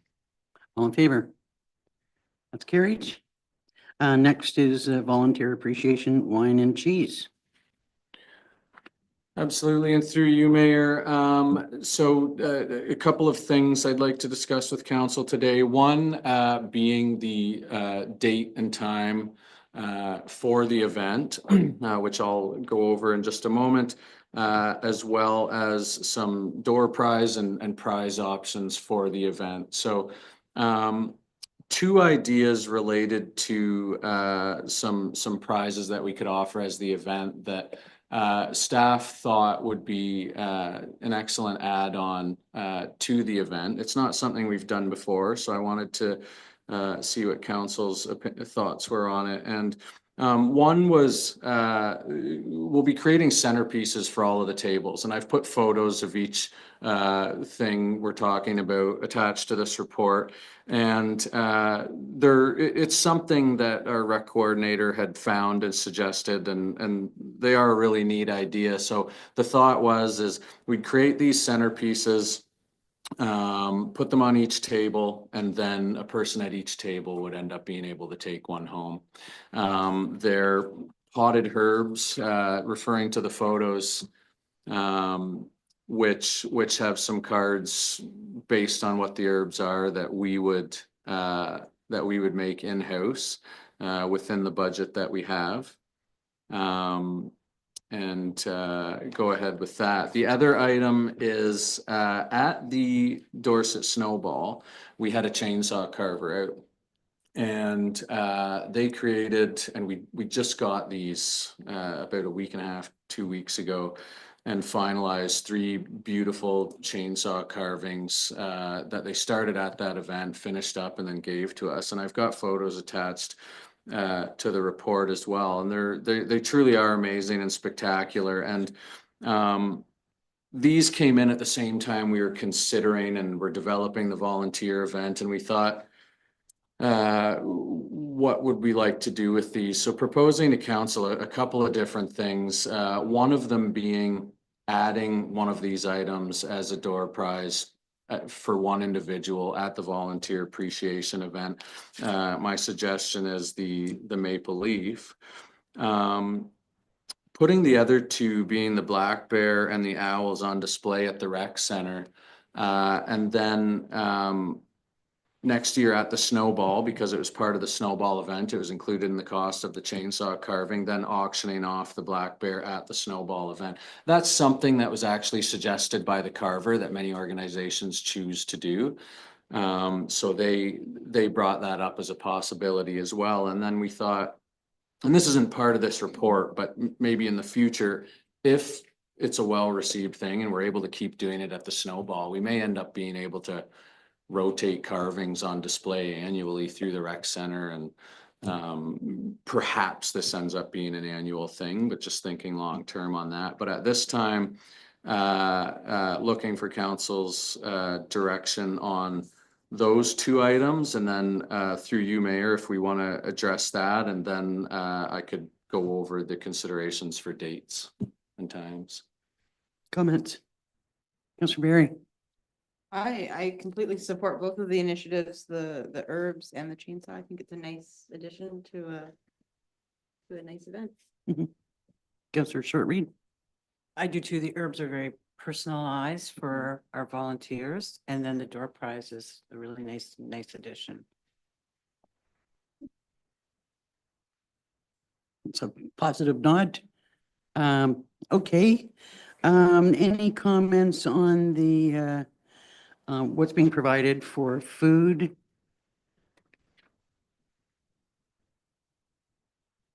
Councillor Berry? Okay. The only question I wanted to ask was, are we planning on asking the volunteer firefighters?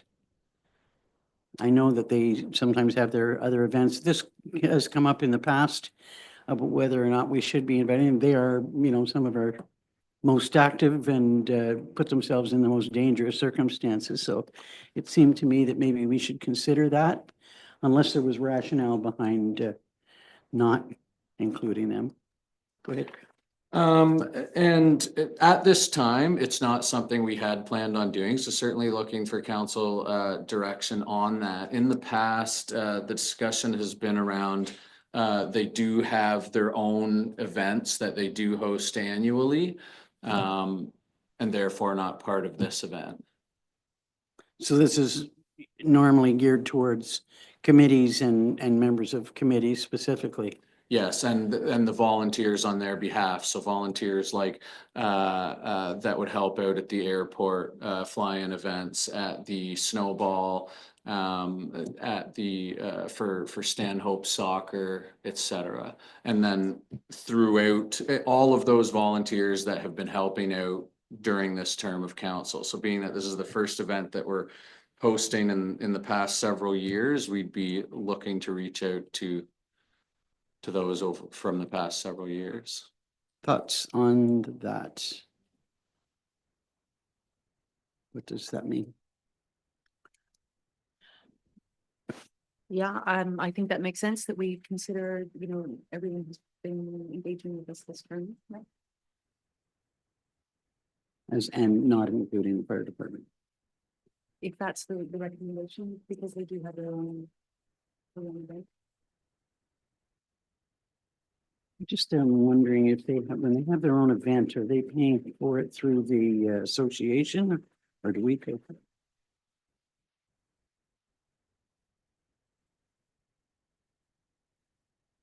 I will have to check that. Okay. So the other question I had was notification. How we go about doing that, and is it still, you know, sending us, like if whoever's chairing is a specific committee, or if, you know, how you see us getting the message out, other than, you know, social media. Sure. So right now what we're doing is we've reached out to each committee and we're gathering information on contacts for all volunteers, of all committee members and all the committee's volunteers. Once we have that, we want to do two things. We'd send each person, if we're able to get it, a personalized invitation by email. We would also then ask that the chair of each committee bring it up during their committee meetings on their agenda to mention it, and make sure they invite everybody out to help us get out the word as much as possible. And then of course, yeah, we'd be using our social media avenues. Okay, sounds good. I just want to make sure that we include the rec committee, those that Yep. were on the rec committee. Yep. Any other questions or comments about what's being proposed? Councilor Barry? So have we confirmed a date? Well, that I think is next. Okay. I think there are two dates being offered. One April 27th and May the. Yeah, so through you, Mayor, 3 dates. Volunteer Appreciation Week is Sunday, April 27th to May 3rd. Through the 3 dates for consideration are the Sunday, the 27th, 2 to 4. May 1st, which is a week night, Thursday, 6 to 8 p.m. And then the Saturday, May 3rd, 2 to 4. A couple thoughts and considerations around the Sunday and the Thursday that we were thinking of as we were putting it together, that understanding that what works best for everybody is ideal, but the Sunday date, we would have to move the drop-in pickleball, which is fine. The Thursday, May 1st, being a weeknight, thinking that may limit the ability for some seasonal residents or cottagers who are volunteers being able to attend, so a weekend may be better. The Saturday, we don't have any of those similar considerations with, but looking for council direction. Okay, I'm just looking at availability, thoughts, comments, Councillor or Deputy Mayor Dayoud? I just wonder, is there any reason why we couldn't consider a 6 to 8 p.m. start for either the Sunday or the Saturday as a wine and cheese it kind of feels like a bit of an evening event more than a mid-afternoon event. Is that, are those dates or times not possible the other days? I gotta be honest, Sunday evening is not, to me, Sunday evening is, if you're considering cottagers or, people who are seasonal people, they're usually headed home by that time. And yeah, Saturday, I could see that. Go ahead. The main reason we were suggesting those hours on the weekend is it's within the hours that the rec center operates, so we'd have staff on hand. We could certainly do it at a later time, but we'd be bringing in staff after hours for that time. Other thoughts about availability? Councillor Barry? I personally am in support of the Sunday, the 27th. I have a conflict on the 3rd. And I just think, I feel like on Sunday, there's more turnout probably than on a Saturday. Just we're moving into spring, people getting into hopefully their gardens and that kind of thing. So you're saying Sunday 2 to 4? That'd be my preference. For me anyway.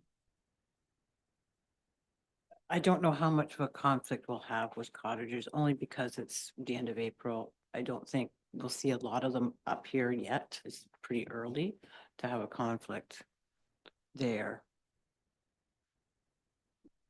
But I'm okay with any date.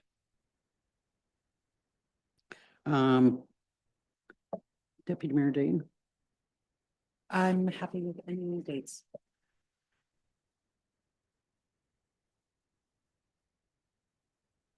Councillor Richards? I think the Saturday is probably best if you're considering trying to get the most attendance from volunteers that are not necessarily, full-time residents. I think 2 to 4 is a bit in the middle of the day. Wine and cheese 6 to 8 is a little late, but maybe the 4 to 6 in the middle there. And then, I also don't really like the Sunday idea because for those out of town, they're trying to get back home. So I think Saturday is best. But it sounds like we're quite divided and all over the place with this one. I'm sorry, what time did you just say? 4 to 6 on the Saturday. Well, it sounds like all of the dates work for all of us. I do like the midpoint. I just, any thoughts about the time, whether it should be 4 to 6 or 6 to 8? Councillor Barry? I agree with what Councillor Richards saying about availability of cottagers and volunteers, but I also do support having staff at the rec center having the event at the rec center during opening hours. So. But that's a Saturday we're talking about. Oh. But I don't. think that- Okay, I see what you're saying, sorry. But just a 3 to 5.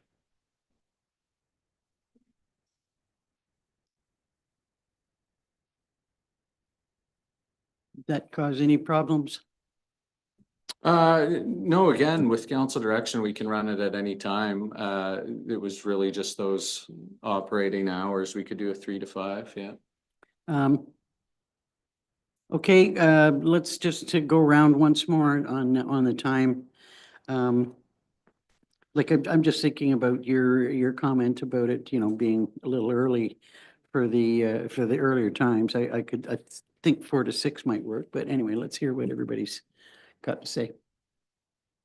I'm happy with 4 to 6. I think that's a good midway point. But Councillor Barry, you said you were not available on the Saturday, was that right?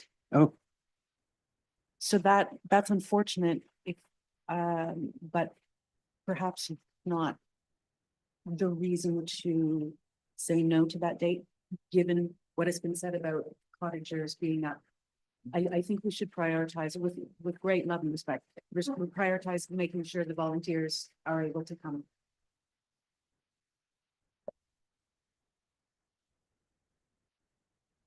And that's the only Saturday that's being suggested. Go ahead. I do have a conflict. I have a teaching contract. However, my teaching contract is based on enrollment. So if I don't have the enrollment, I will be able to attend. So Okay. Madam CAO. I just want to clarify that the only reason that there's one Saturday is because that's the only Saturday that falls within volunteer week. All right. Yeah, which is what. I thought you were going to say you'd be pleased to join it. I can if council directs.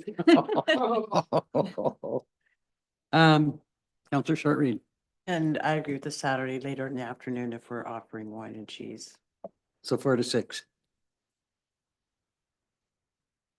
Counselor Berry. I think the rec center closes at 5, so I support 3 to 5 so that we're not asking staff to work overtime. That's 1, 3 to 5, 2, 4 to 6s. Okay, and I also think if you're gonna be going out for dinner or something, having something ending at 6 o'clock, starting to get a little bit late in the day for, if you have something on the Saturday night or something. Does that mean you're going to go with 3 to 5? Yeah, I like 3 to 5 better. Counselor Richards. Yeah, I 3 to 5 is acceptable. You know, I know we wanted to do it volunteer appreciation week, but I do kind of feel it's important for all of council to be there for volunteers, so I'm open to also changing it to a different Saturday if it makes it easier. It is also kind of early for a lot of our non-residents to be up, you know, at the end of April, early May. But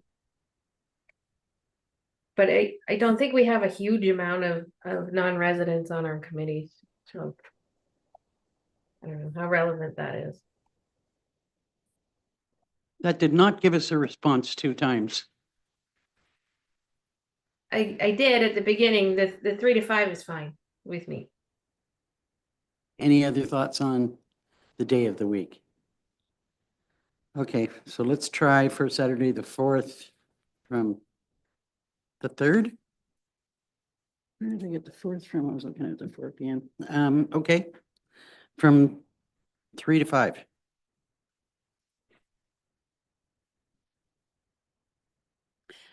I did want to make a suggestion that we maybe include like some kind of a nice non-alcoholic punch for those that are non-drinkers but want to have something fancy, maybe. That's a great suggestion.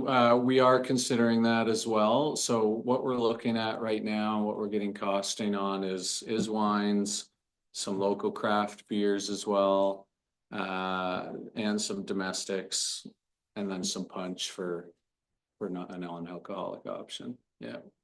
Okay, sound good? Okay, I guess could I have a mover and a seconder with that date and times, and we'll hope that, I don't want to say that we hope that Councillor Berry doesn't have a good turnout at your class, but mover, Councillor Berry, seconder, Deputy Mayor Day. Moved by Council Berry, seconded by Deputy Mayor Dayu. Be it resolved, council receives Parks, Recreation and Trails Report, PRT 425, regarding a volunteer appreciation wine and cheese event for information, and that council directs staff to hold the event on the date and time of Saturday, May 3rd, 2025, from 3 to 5 p.m., and that council directs staff to proceed with the door prizes as outlined in the said report and display the remaining carvings at the Dorset Recreation Center, with the black bear carving being auctioned in next year's snowball event. All in favor? That's carried. Any thoughts on the type of decorations we're gonna have? I know that that's basically gonna be up to you. Yeah, we don't have that finalized yet. We're actually talking to the caterer about possibilities, and then once we know all of our costs for food, et cetera, we'll then know how much we have left for decorations, and then we'll take it from there. I just recall one event that we had in the rec center where there were like tree branches with little tiny lights on them. Mhm. Really looked pretty, but Oh. you know, I'd have to think about that's up to you guys. Just saying. Okay, thank you, sir. Thank you. Next up is environmental business. And Ms. Murray has a number of reports. Just so there's no surprises at the end, we're going to do one resolution receiving all of them, but that doesn't mean you can't give us your highlights for each. Thank you.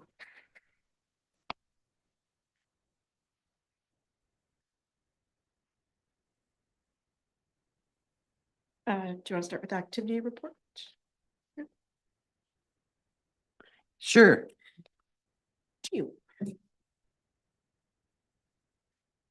Just a couple of items to highlight for February activities. Just one of note, the Municipal Waste Management Association has developed a new working group, a depot working group. So that's a nice addition to that. Trying to build on the CIF, which has now been just ended with the transition of the Blue Box program.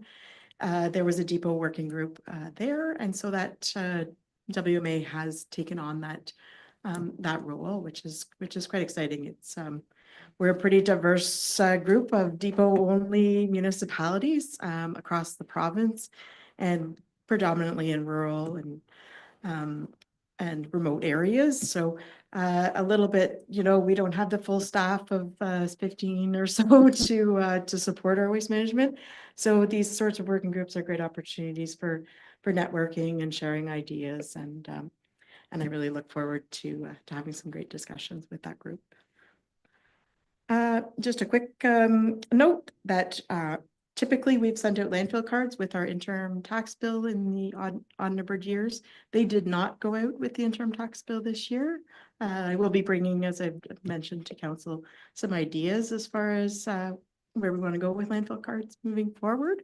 So the pink cards that everybody has that were mailed 2 years ago will continue to be valid until further notice. So they're already valid until May 1st, that's the standing date on them. So there's no issue to continue to move there, but just in case there's any residents who are chiming in that you didn't miss out on your card.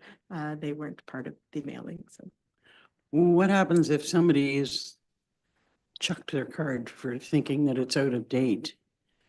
If I may, through, we are happy to reissue cards. That's no issue with that. So if you are, there's a form on the website, or give a call to the office and we'll arrange for that. Councillor Barry? Is that possible to be communicated with Chad on social medias and that? I would think that would be. Yes, he's actually already put out a couple of notices. We'll continue on with that and ramp it up as we get into the summer seasons. For sure. And just a note, February snow was not slowing down. And so that Family Day weekend, we did have that significant snowfall. It did affect our waste management site activities a little bit. We did have to close early and open a little bit late. And the Pine Springs and Oxtongue landfill site were not able to open on the holiday Monday. We seem to have, people were quite understanding of that. And I actually had a couple of requests that we not open the site when weather conditions are so bad. So it's nice to hear that, that feedback, that people are looking out for the our site attendants as well as our roads crews, which have other priorities. So that's all I've got there. Any questions? I'm happy. Any questions on the activity report? Hearing none. Could I have a mover and a seconder to receive it? Councillor Shortreed and Councillor Berry.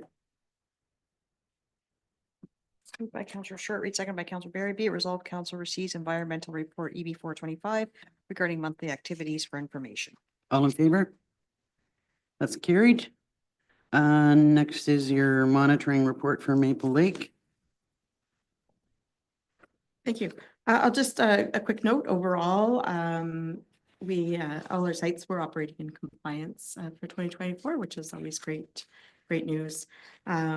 And just municipally wide, we have an estimated 53 years capacity. So about 40% of our total capacity has been used. So that's always a nice number, but always a number with an asterisk beside it with caution. Obviously, as our population increases and our uses change, that number can change at any time. So those are best, based on average projections. So it's based on the past as opposed to the future. And then Maple Lake, all the water quality assessments were consistent with our historic results, and that's always the important point in our monitoring programs. We're looking for significant changes that would indicate that there's increased impacts from landfilling, and we haven't seen that, which is great. And it's nice with the scale in operation at Maple Lake. We're able to quantify some of our numbers a little bit better. So we had 291 metric tons of waste accepted at the site, and 130 that was brought over from Dorset. So the waste from Dorset does get landfilled at the Maple Lake site. And I'll leave it at that. Any questions? I'm happy to answer. If there's details I can provide. Questions on Maple Lake?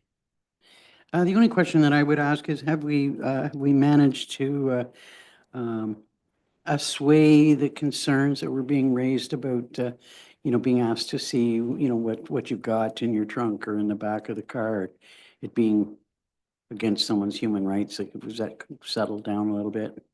It certainly remains a concern with some residents. It is a requirement of our environmental compliance that we do, and that loads are checked entering the site, and it's in the best interest, obviously, of our site operations and everybody's health and safety as well. So it is a check that's quite important to the site's operation.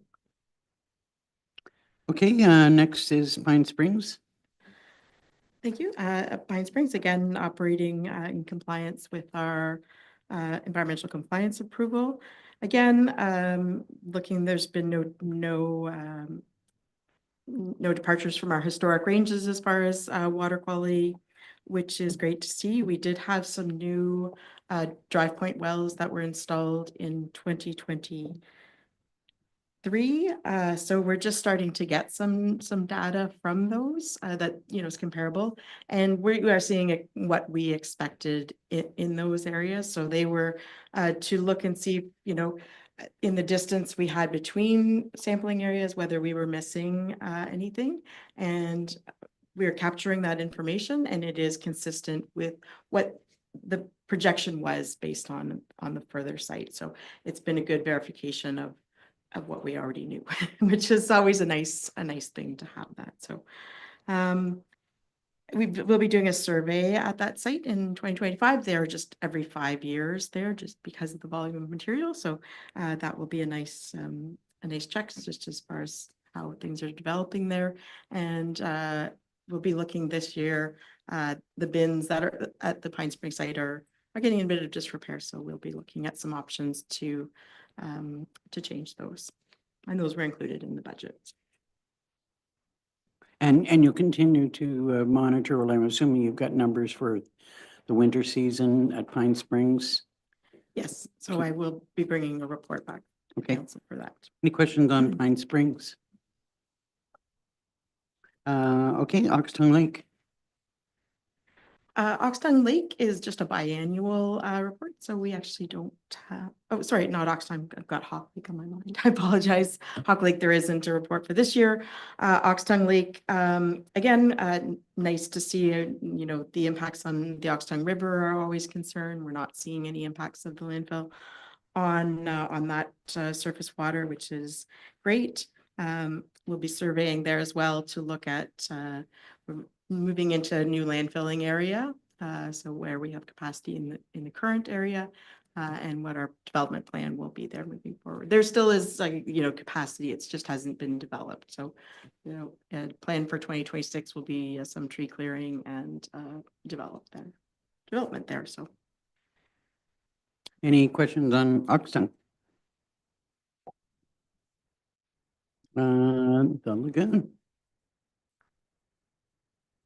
Sure. The lagoon, Just a couple of notes. We did have a viability study of the geotubes investigated just at the end of 2024, so it wasn't reflected in this report. We have discovered that they're no longer viable to be reused again, but the surface area that they're on obviously was developed for them and can be reused. So desludging will be something that, you know, eventually will need to be looked at. So that just, you know, gives us a firm answer on that, we will need to move forward either with new geotubes or another desludging method there. So again, nice to see surface water sampling indicates that there's no effects on either the Harvey Lake Creek or Fletcher Bay. So those are always our number one concerns at that site. Any questions or comments on the lagoon? Hearing none, I think we need a mover and a seconder to receive all of the monitoring reports. Councillor Short-Reed and Barry.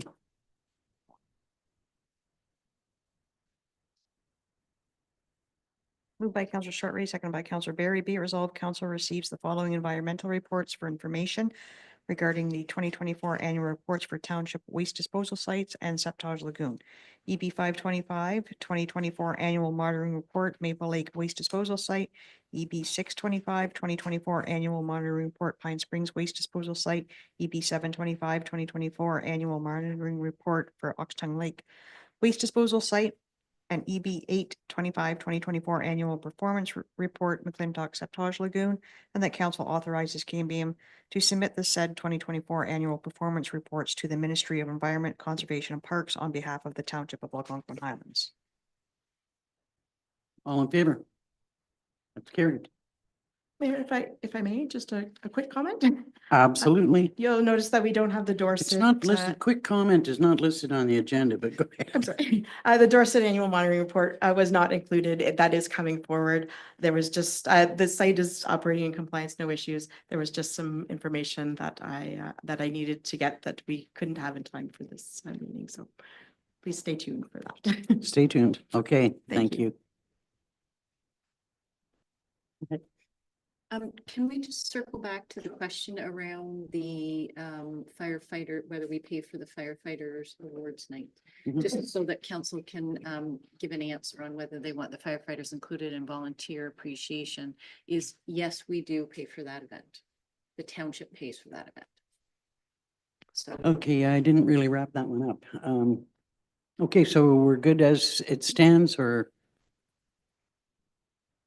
Okay, I just do recall at that one point in time that there was a bit of a comment made that they weren't included and maybe should have been, but okay, we're good.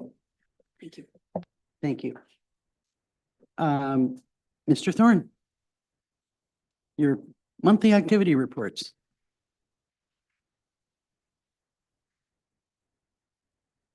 Thank you, Mayor and Council. If it's okay, I would just run both of them together. But essentially, the reason that I have two in front of you today is just it was a pretty busy couple months. This winter was certainly unique for us, something we haven't seen in quite a long time for snow removal. We did receive quite a bit of snowfall over the past couple months. I've been here for 15 years, and this is the first year I've seen this much consistent snowfall. We've certainly seen the same levels in previous years, just not this consistent.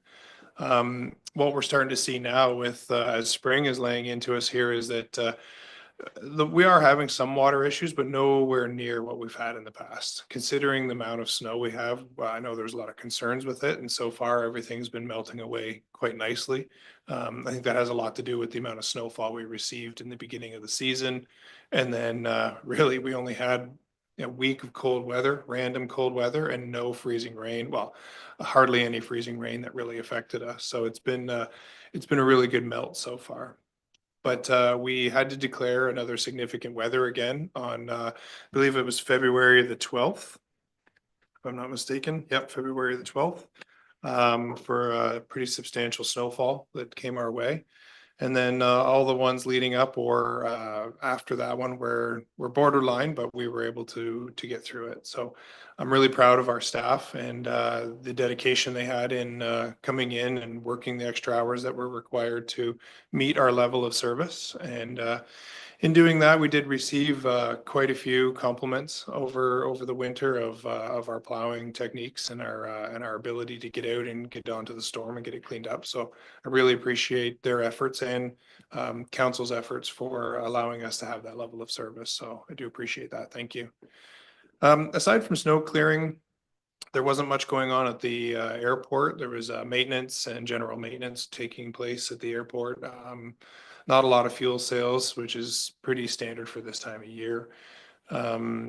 We have been able to keep our fuel prices at a decent rate, but it's just wrong time of year for flying. So we're pretty actively looking at our fuel pricing and comparing it to other locations. And then with the fly-ins coming up, we're hopeful that we'll have a competitive price.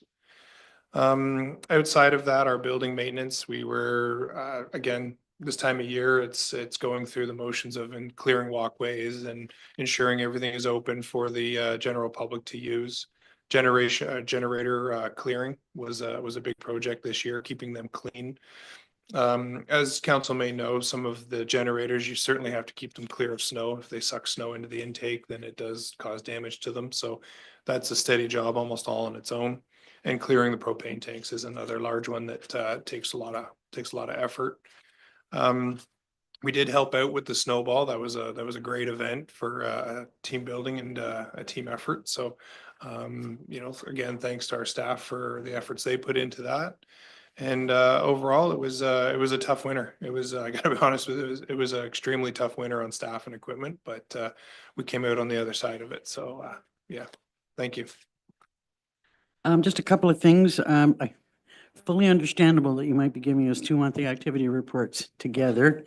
I seem to think I might have seen you in the odd piece of equipment this during this winter, so understandable. And to your comment about the standard of plowing, I've had a number of compliments on not just the standard of plowing that we do, but on road maintenance compared to some of the other roads in the county. So kudos to you and your staff. And speaking of staff, it looks like you've been having some fairly good success in replacements and recruiting. I see that one permanent staff member, you were in the recruitment stage. Have you had success with that since then, or you're still in the recruitment? Yeah, so we did recruit for a staff member that left in late December, early January. We did recruit for that staff member, and we were successful with the applicant. Very nice gentleman who is currently been working with us for a little while now. He's showing great promise. So so far so good. And then now we are recruiting again for another operator, and a foreman will be coming up here shortly. Any questions for Adam? Do we have one motion for both or individual motions? Okay, well, let's have a mover and a seconder for the January monthly activity report. Deputy Mayor Dayu and Councillor Richards. Moved by Deputy Mayor Dayu, second by Councillor Richards. Be it resolved, Council receives Public Works Report PW 425 regarding January 2025 monthly activities for information. All in favor? That's carried. And a mover and a seconder for the February monthly activity report. Councillors Shortreed and Barry. Moved by Councillor Shortreed, second by Councillor Barry. Be it resolved, Council receives Public Works Report PW 625 regarding February monthly activities for information. All in favor? That's carried. Thank you, sir. Thank you. So we have nothing under fire services business. Under finance, I see that we have the expenditures and revenues and tax rates that will appear under the bylaw section. Nothing under communications. And under administration business. There has been some discussion. Some members of the public have been asking and not specific to any individuals, but why we don't have a process for electing at large the deputy mayor, given that it's representing the whole municipality and at county council. Or I shouldn't say it's that person. And I know that we had this discussion very early on in our term, but we're coming up to not too long from now that we need to make a decision because there's a specific timeline associated with changing our voting methods. So I would, there's a copy of the report from the last discussion we had. And any comments that you'd like to make, Madam Clerk? If council chooses to proceed with the deputy mayor position at large, what staff is proposing is that staff bring back a report with additional information, requirements, some recommendations, and then council can direct from there. Would council agree for a report to come forward on that? Okay, could I have a mover and a seconder to that effect? Councillor Short-Reed, seconded by Deputy Mayor Dayu.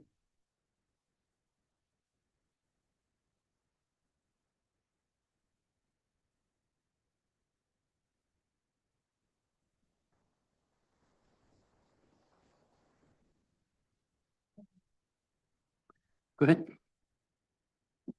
I wonder if there may be provision in that report to consider an alternative in which the deputy mayor is elected internally by all 5 members of council, but that the nomination process is reviewed so that we could have up to 2 people putting forward their name with full nomination at the time. Just thinking out loud, if we are going to be looking at the process for electing deputy mayor, if that could be an option to consider in the same report. I'm sorry, I misunderstood what you just said. I get where you're going, but you said to look at having 2 people nominate, and that's what we do now. You're looking, Ashley.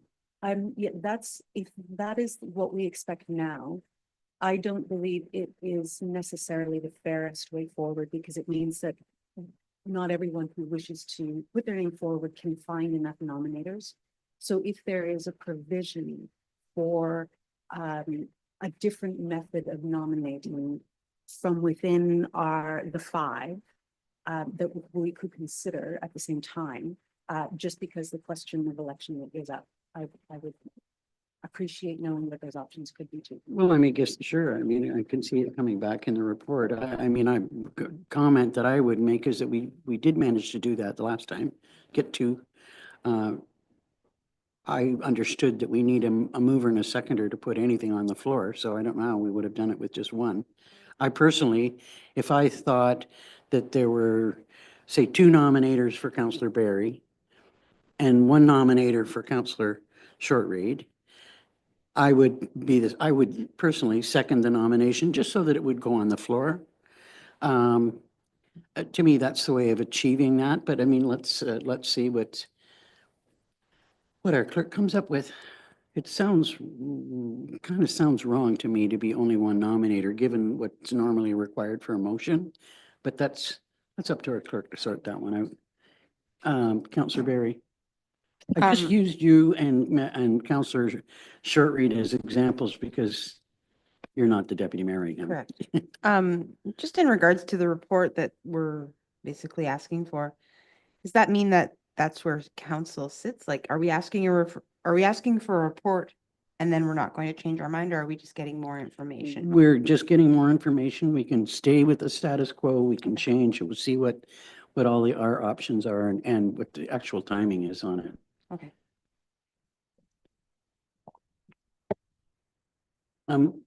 Did we move her in a seconder? Councillor Short-Reed, need a seconder? Council Deputy Mayor Dayu? Moved by Counselor Short-Reed, second by Deputy Mayor Dayu. Be it resolved, council direct staff to bring back a report regarding the election of the deputy mayor at large and options for nominations of deputy mayor as per current practice. All in favor? I would just say one more thing. You know, I'd had this brought to me by members of the public. I know that it's been discussed from time to time by members of council.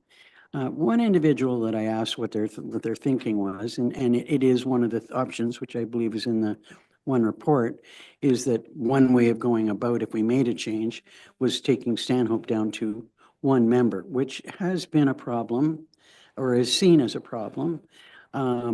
It's understood that that's the case because there's so many more people in the Stanhope ward than there are in the other two wards.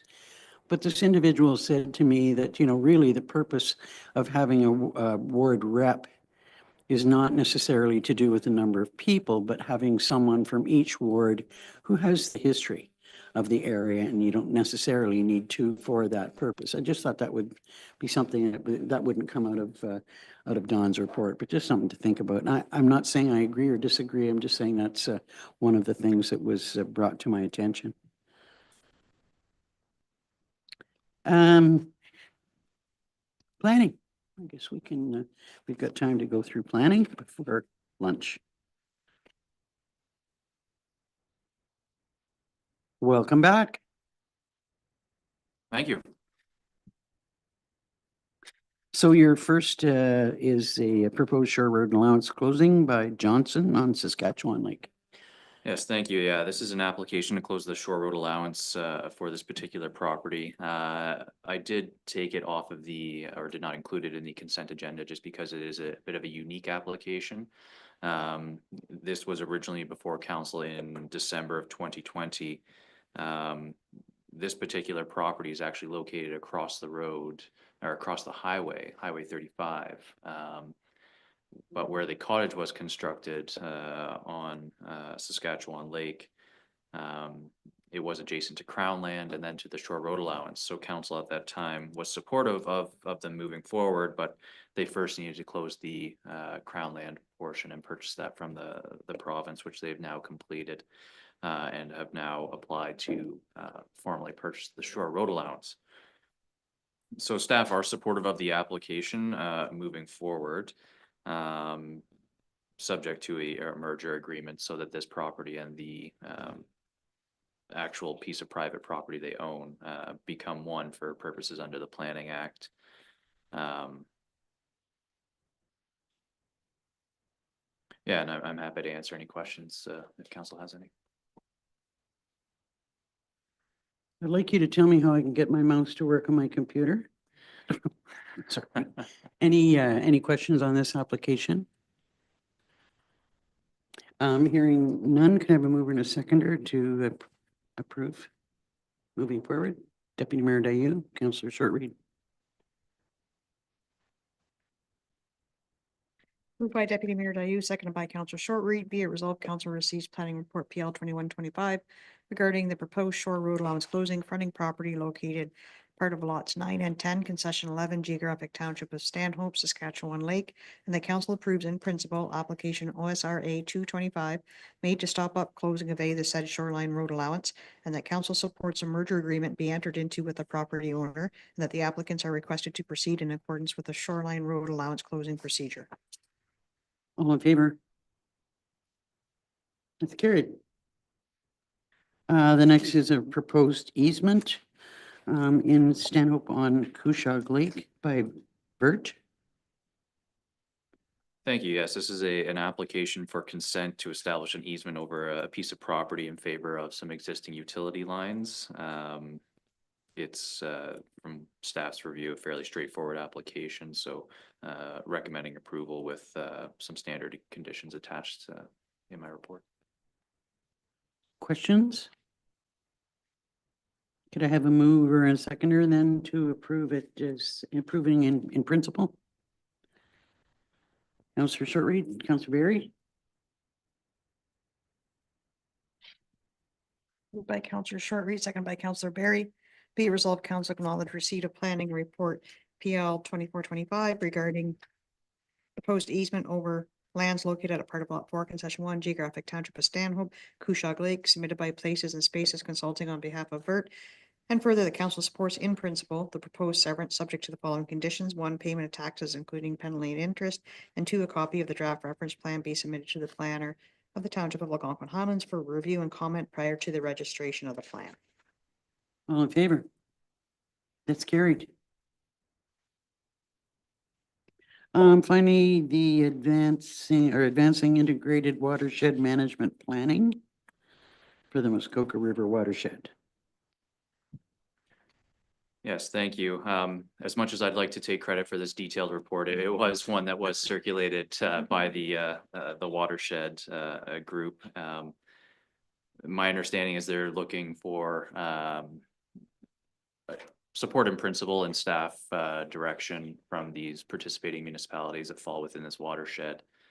So that's what's before you today is really to seek that support and direct staff to participate.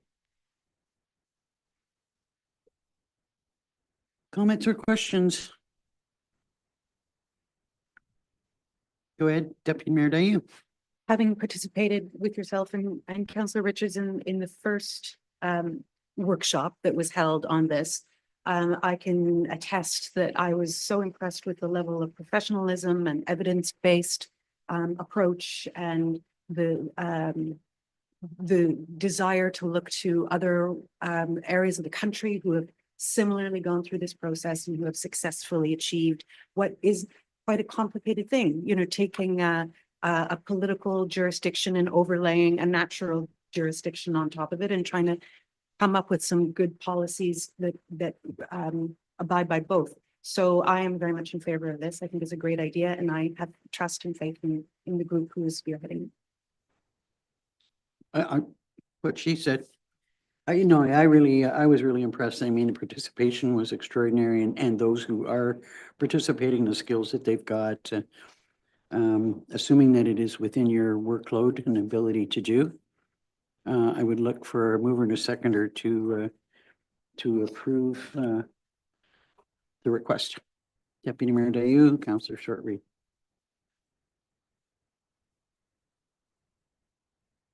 Moved by Deputy Mayor Dayu, seconded by Councillor Shortreed. Whereas integrated watershed management is a modern approach to environmental management which integrates information and decisions made to achieve collective watershed-wide goals, and whereas management of the Muskoka River watershed requires coordination between the provincial government, regional and local watershed municipalities, First Nations, and environmental stakeholders, and whereas one of the next steps to bring the IWM approach to the watershed is to form a Muskoka River watershed IWM staff working group.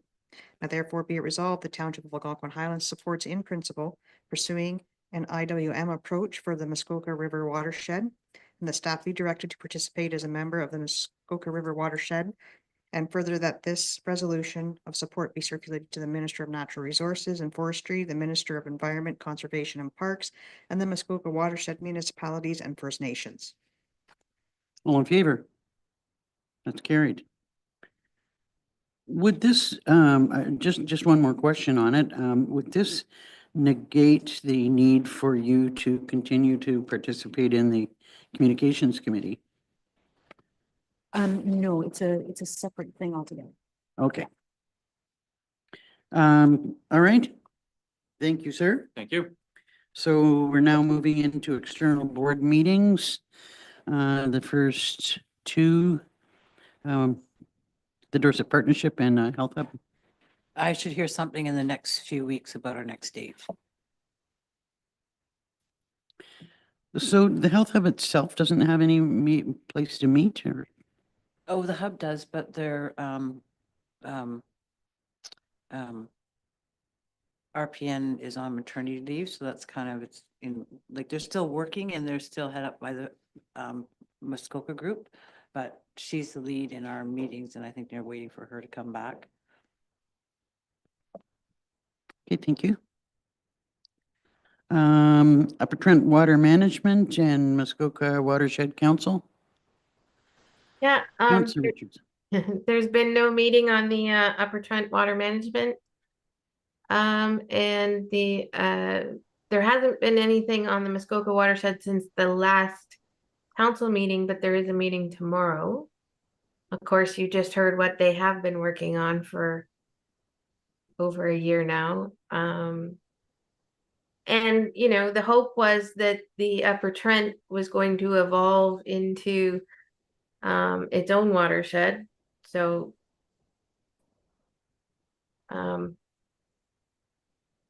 that's about all I can say about all of that.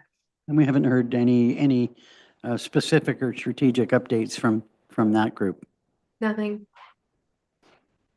On the OPP Detachment Board, we were scheduled to have a meeting towards the end of the month, which is now conflicting with the dates that were set for the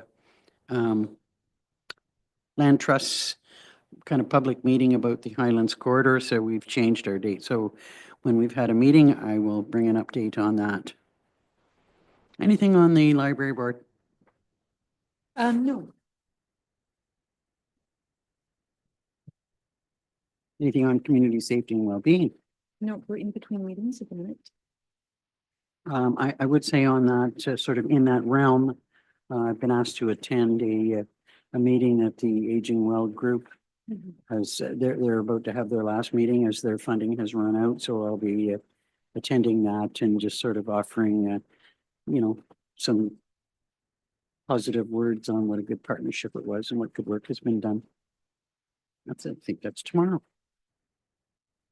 Anything on the communications committee for Muskoka River watershed? Yeah, they are sending out increasing bulletins these days, and I've been keeping an eye on them. I'm sure staff have as well. So far, the Muskoka River watershed is not under any form of watch or alert for flooding, unlike other watersheds in the M&R district that we are in. So the Burnt River, Black River, and Severn River watersheds are under a flood watch at the minute, but our watershed as of yesterday is not. However, we do see the waters are going up. There's no question. So I'm anticipating that could change. But as of right now, it's okay. That's good news. I don't know if there's anything specific on county council that comes to mind. I think we might have a more fulsome report after our next meeting. Anything that comes to mind? Okay, nothing under general business. Are there any notices of motion for our next meeting? Hearing none. Were there any requests to support any of the correspondence? Could I have a mover and a seconder then to receive the correspondence summary? Councillor Berry and Councillor Shortreed. Moved by Councillor Berry, second by Councillor Shortreed. Be it resolved, Council receives the March 20th, 2025 correspondence listing for information. All in favor? That's carried. I think, given that the next item on the agenda is closed, that we might do that after lunch. But can we swap out and do the bylaws? Sure. Could I have a mover and a seconder then to pass the bylaws that are listed? Councillor Berry. Care to second a motion, Councillor Richards? Thank you.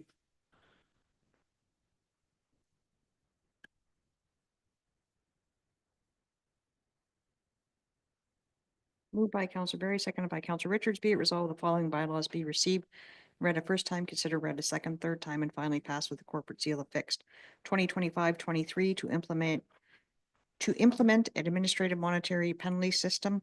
2025-24 to amend the short-term rental licensing bylaw 2481. 2025-25 to amend dog control bylaw 2418. 2025-26 to amend noise bylaw 2388. 25-27 to amend clean and clear bylaw 2311. 2025-28 to amend docking and mooring at public docks bylaw 2012-38. 2025-29 to amend parking bylaw 2276. 2025-30 to amend discharge of firearms bylaw 2009-31. 2025-33 to adopt the estimates of expenditures and revenues for the year 2025. 2025-34 to authorize the levying of rates of taxation for 2025 to establish the due date for payment of taxes and to provide for penalty and interest to be added up to unpaid taxes. 2025-35 to provide for the setting of salary and wages for the year 2025. 2025-36 to establish the rates of remuneration for members of council for the year 2025. 2025-38 to amend the township's comprehensive zoning bylaw 2022-49 as amended. Application AH/ZBA 125 McCoy. 2025-39 to stop up closing of a part of the township road allowance. And 2025-40 to stop and close up convey part of the township road allowance for Williams and Lowe. All in favor? That's carried.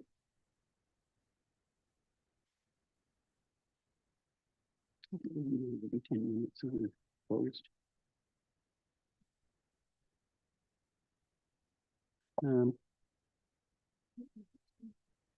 Okay, I think so. We'll just adjourn until, let's say, 1:45.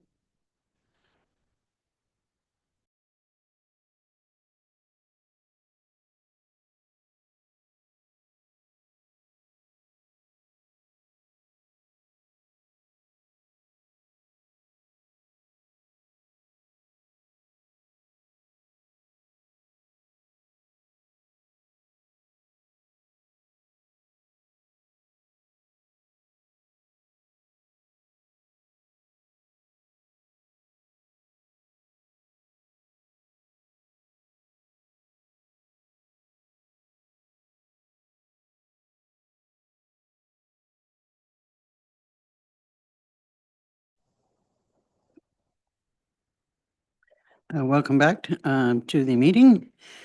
Could I have a mover and a seconder to go into closed, please? Councillor Short-Reed, Councillor Berry.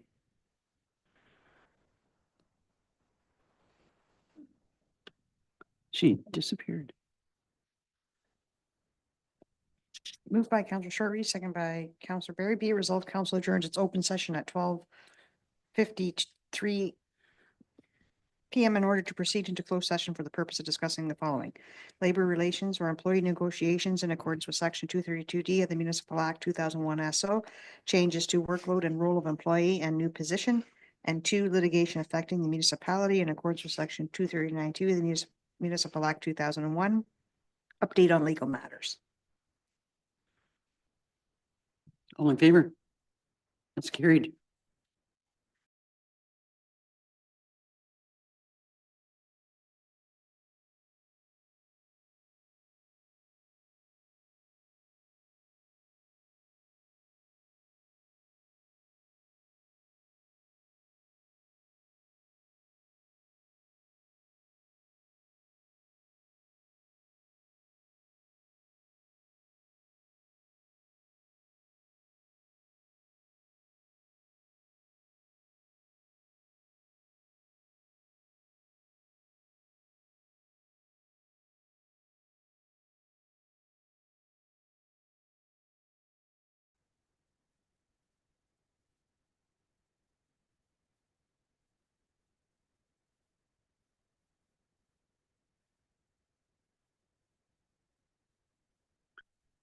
Welcome back to the open session. Before we have our confirmatory bylaw and adjournment, I just wanted to let council know that we're going to move towards changing how we do our motions.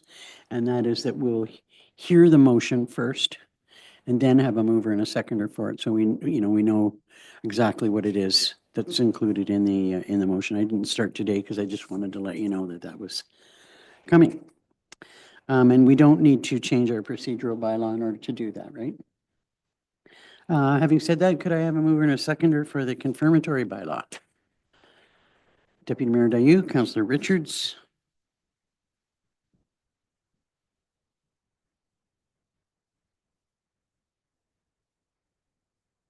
By Deputy Mayor Dayu, second by Councillor Richards, be it resolved bylaw 2025-42, being a bylaw to confirm the proceedings council held during its March 20th, 2025 regular meeting be received and read a first time, considered read a second and third time, and finally passed with the corporate seal affixed. All in favor? That's carried. Thanks, everyone.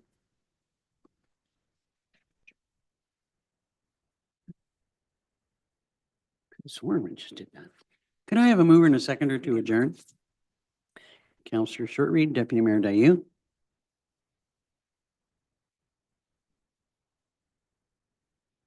Moved by Counselor Short-Reed, seconded by Deputy Mayor Dyou. Be it resolved, council adjourns its regular meeting at 1:15 PM.